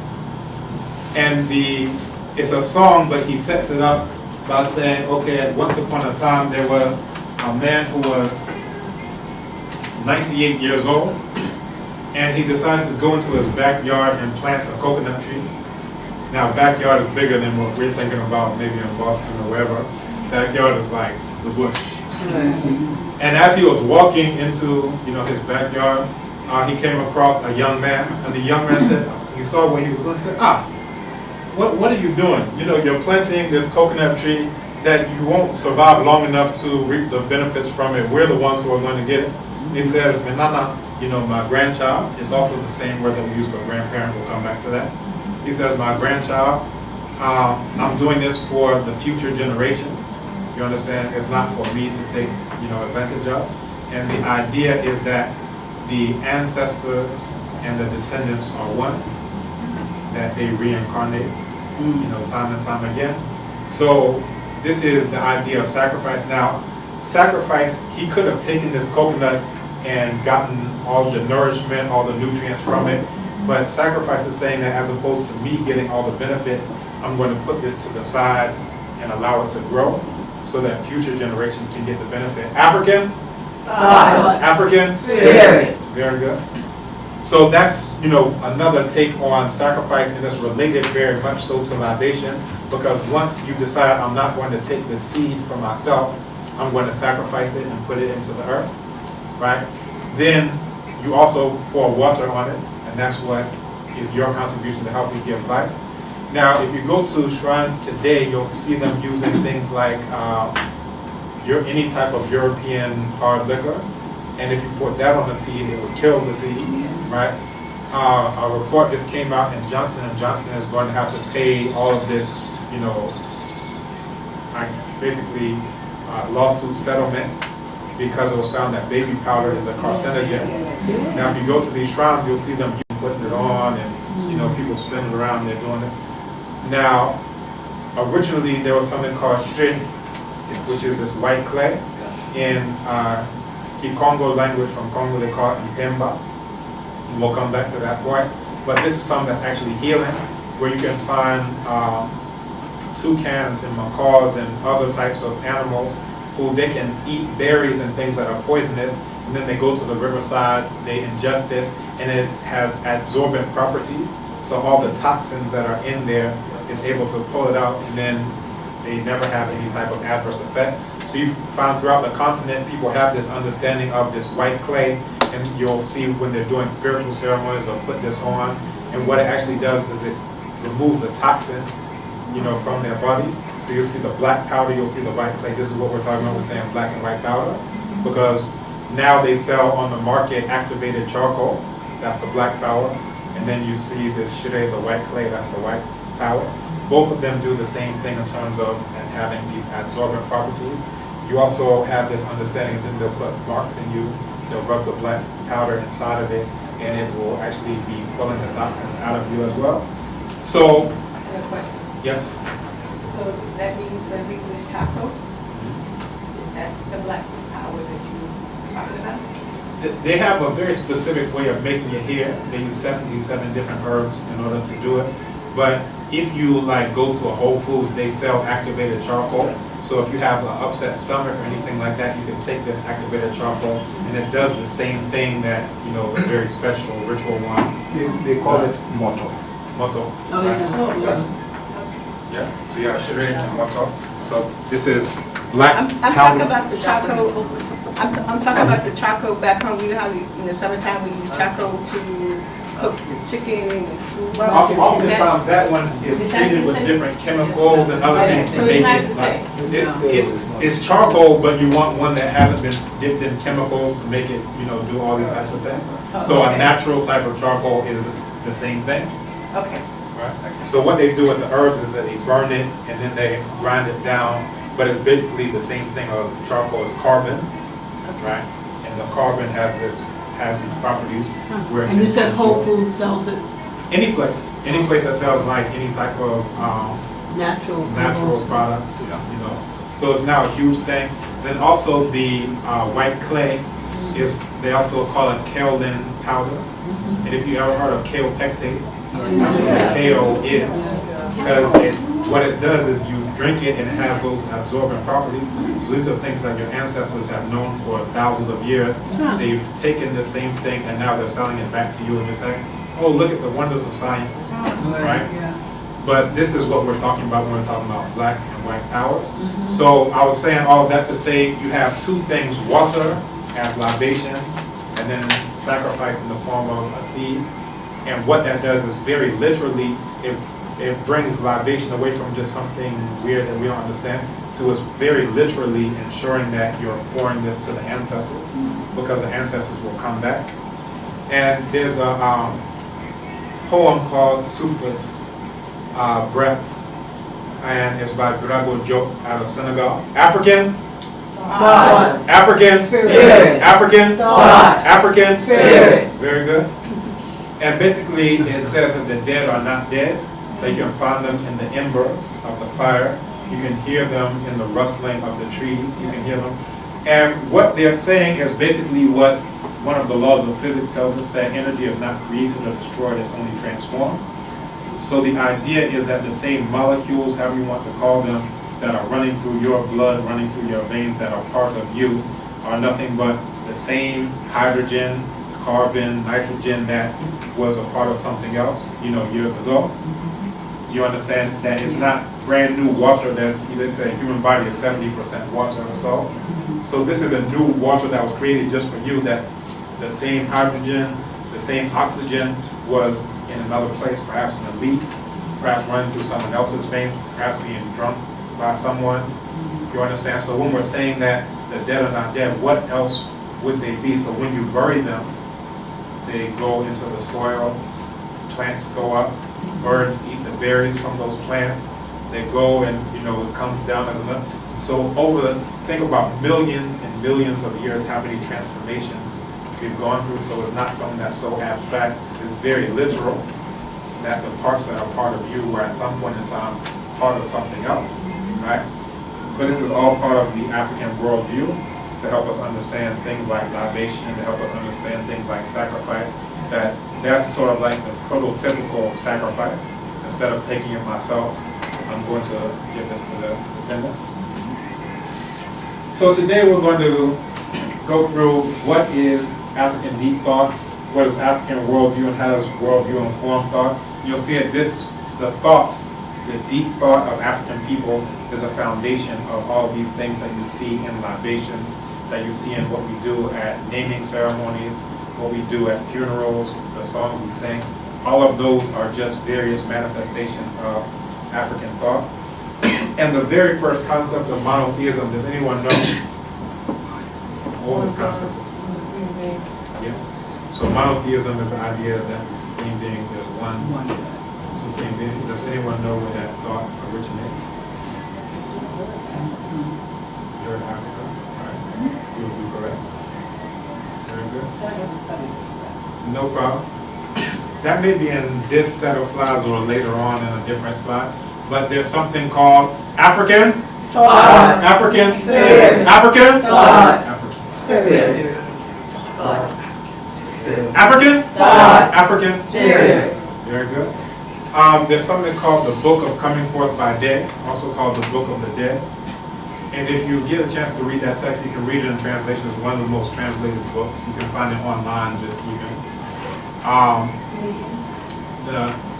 It's called the Book of Coming Forth by Day. And Europeans refer to it as the Book of the Dead. Book of Coming Forth By Day. by Day. Right. Correct in Peru. And in it, you have this concept that the Supreme Being is one, but with many arms. Right? That's the oldest. Sometimes people say Akhenaten, who had this, exclusionary type of monotheism, which is more in line with the type of understanding we have now, that my type of monotheism is the other one. You have to get rid of every other type of, thing. But predating that one, we're talking about 4,500 years ago plus. You have this earlier articulation of the Supreme Being being one, but with many arms. So the idea is basically like there are many paths and many ways through which you can approach the Supreme Being, not only one. So even though Supreme Being is one, you may decide to go through this specific divinity as sort of like a spokesperson, right? If you're thinking about the Supreme Being being omnipresent, how do you approach omnipresence? So you picture the star that's as far away as you can imagine. You can't physically get to that star, but through an intermediary, all of these various manifestations of this one you can approach, right? So that's the worldview that you find in different shrines. So this is seen as one of the many paths, but it's not exclusionary, like this is the only one way true path. All the other paths are invalid. That's more like the Akhenaten one, which came later and banned all the other paths and said you have to get through me in order to get to Aten, the Supreme Being, right? So we continue. All of this is just background. African? African? Spirit.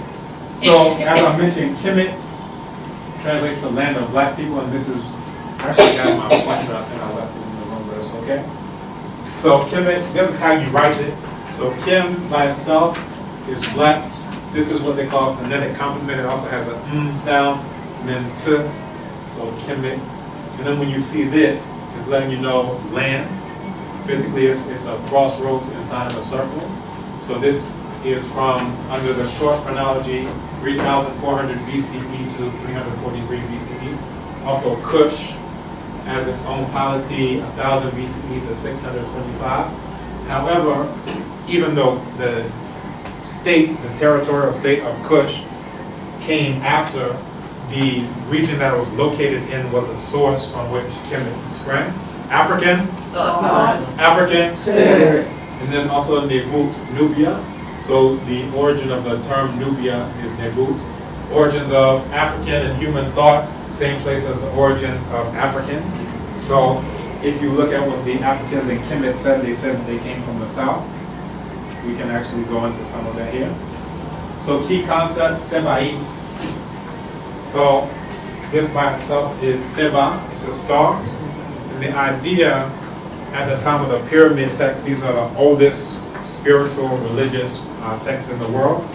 The idea was that the supreme being, or rather the ruler, can join the stars, right? So if you see the pyramids, they have alignment with specific stars at specific times. There are shafts that go out of the pyramid and point to very specific stars at specific times. And there's also this idea of a solar boat. African? African? Spirit. African? African? Spirit. So beside the pyramid of Khufu, I actually got a chance to go and see it this past May. They unearthed a huge boat, and the idea was that Khufu, when he passes away, can go into this boat and join these circumpolar stars, the stars that never set, because it was seen that the stars have a relationship to what goes on the earth.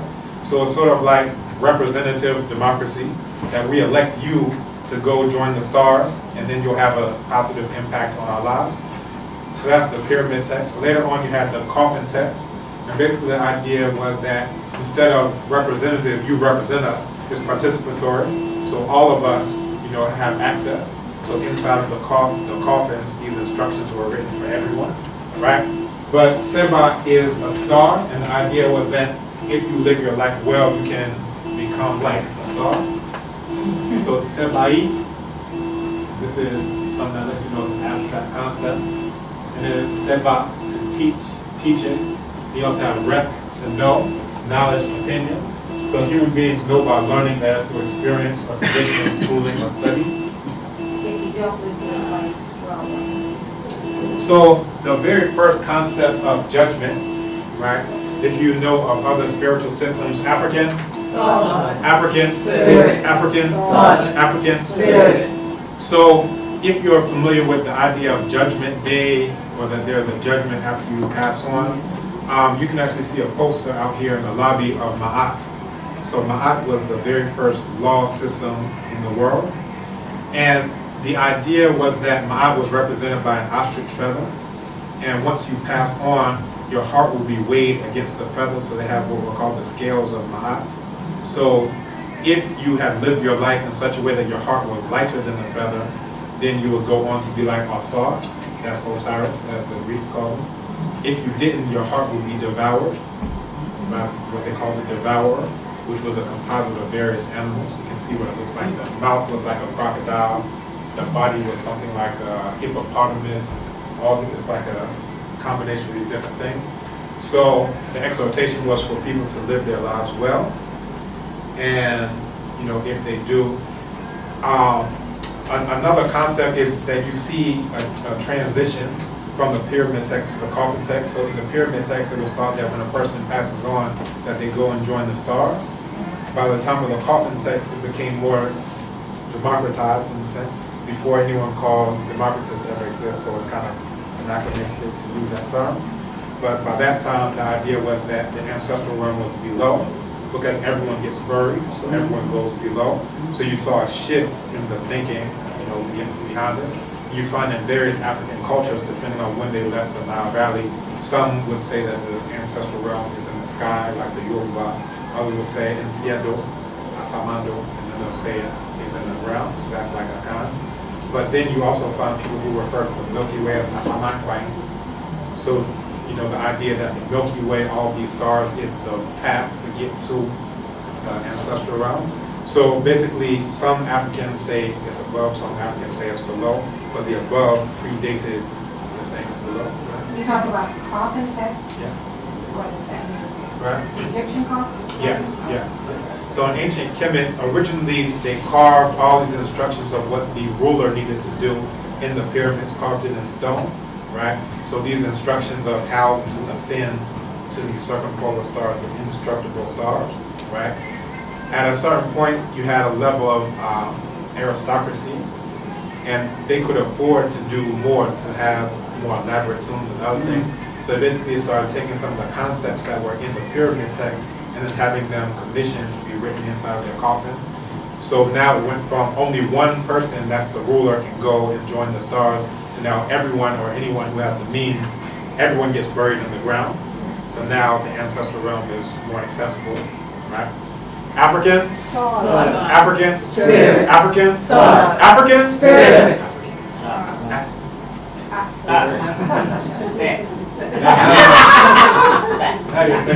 So head knowledge, head things, nefer, goodness, upi, to open up, inaugurate, and then you find this also in Wolof language, ubi, ubek, judgment. So all these terms you find in ancient Kemet, and this is how you would write them. Webset, to specify, sat, wisdom, prudence, sai, to be wise or prudent, ma'at, that's what we mentioned before, truth, justice, righteousness, propriety, order, balance, harmony, reciprocity, all wrapped in one thing, and represented by a woman, right? Yeah, you can see what's a woman, right? And this is the representation of her, and you see the ostrich feather that the person will be weighed against. And it's interesting that the ostrich also comes from the, further into the south, which is where the Africans and Kemet came from themselves. So to have that as one of their most important symbols of justice, of law, of righteousness, balance, all those wrapped into one. Seba, teach or teaching. Seba is also the word for door. And you see that these are related semantically. The idea that teaching opens up a door for you to eventually become like a Seba pupil, and then a star, Seba. So all of those the same word. Yeah, Ad Seba, house of teaching. Tepaseb. And this is the idea of correct method. So when they talk about a scientific method, this is something that was established in ancient Kemet, that there is a proper way of doing things, of alignment, of measurement, all these things. You have Nefer Netcher, the idea of a good divinity, and seed kingship ruler. Yes. Excuse me, is that hieroglyphics? Yes. Kemet? Yes. And, So when I is say the Nefer text- Netcher, that's the is the original. text of traditional religion written? Yes. It is, in Yeah. Kemet? Yeah. So is it- okay. So when I say Medu Netcher, that's what is called hieroglyphics. And hieroglyphics is basically a literal translation. So Medu, words, Netcher, divine. So hiero is the idea of divine. It's also associated with the sun. And glyph is the idea of carving, inscribing into something, right? So And where is this from? you can find it. Well, if you go to Kemet, you can find it in museums, but you can also find it in London Museum, the Louvre, all these different places where the enemies of African people have plundered and stolen. Yes. The Louvre is So how Paris. much stuff to me? There was actually a lot more than you would expect. So if you go to Karnak, if you go to all of these different places, like you go to Karnak Temple, they say that a person would enter at the age of 7, that was the youngest, and it would take them 40 years to complete their instruction. Now, as I was walking through there, taking pictures, you can't take pictures of everything. Like if you're there for like a year, you wouldn't have a picture of everything. And you would think that the instruction could be just reading what's there. Like if you don't have any other instruction, that could take you 40 years alone just to go through and read every single thing. This column, this column, this column. So it was the hugest temple complex in the entire world. What you see now is just a fraction of what was there before. But yeah, so they didn't take everything because when you go to all these different places, there's so much that's literally on the ground. And I can actually, when I was there, I took 15,000 pictures. Wow. So I can How long actually. you there? I was there. No. I was there for 2 weeks. In Karnak, that's one of the pyramids, one of the pyramid complexes. So there. It's a big pyramid. Right. Yeah, there are several pyramid complexes, and there's a field called archaeoastronomy. African. African. Spirit. African. Thought. African. Spirit. There's a field called archaeoastronomy, and basically what it does is it deals with measurements of buildings on the earth in relationship to various celestial phenomena, either the equinox, the solstice, all these types of things. So when you look at these various pyramids, so there are all these different pyramids from Giza all the way down. All of them are oriented directly towards what's called Heliopolis. Unu was the original term for it. And the idea was that this is the home of Ra, the sun. So everything needs to be oriented. And some of them are, if you're at the top of the pyramid, you can see the last standing obelisk that's there, the Tekken that's there in Heliopolis. But there are other places where it could only be calculated by geometry because there's no direct line of sight. You can't see between them, so they had to just measure out the angles and then do this huge structure and then orient it directly towards the same Tekken. So that's East Africa, same with the continent or? Yeah. So all of humanity began in the